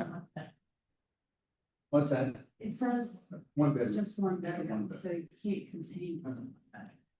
Exactly, and that's similar to, most of these, there was a lot of conversation about over here, this development, and most of those are 1-bedroom, and that does not, statistically, that does not affect the school district. And that was the same for our affordable housing buildings. So, I'll speak to it. I'm with only other thing I would say, I just when you get into parking, you really need to look comprehensively, because you're not allowed to park a car in your driveway, but then we're asking other things, and then, robo taxis are coming. So, and we approved that project with parking, we approved this with parking variances.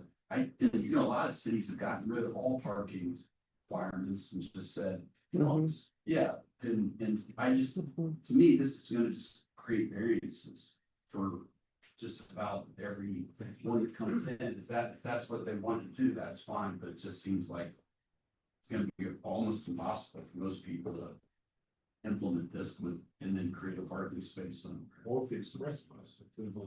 Yeah, the express bus, there you go. Use that bus. Yeah.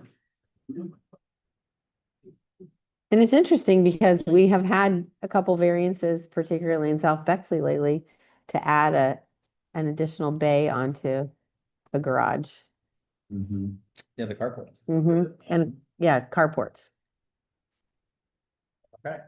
Anything else? Well, the question is, what action are we taking? None tonight. Okay. None tonight. I wanted to introduce you to it, and then you can let it marinate. And then I'm not 100%, I think you might need a vote in support or opposition, maybe council would like to see it. I'll confirm with Councilman Marcelino and the mayor what they would like from you all. And if a formal vote's needed. All right. We'll meet in July, so. Why don't you ask them about whether they want to consider the city code regarding the width of driveways? I will do that. I will do that. Yeah. Okay. Thank you. Right.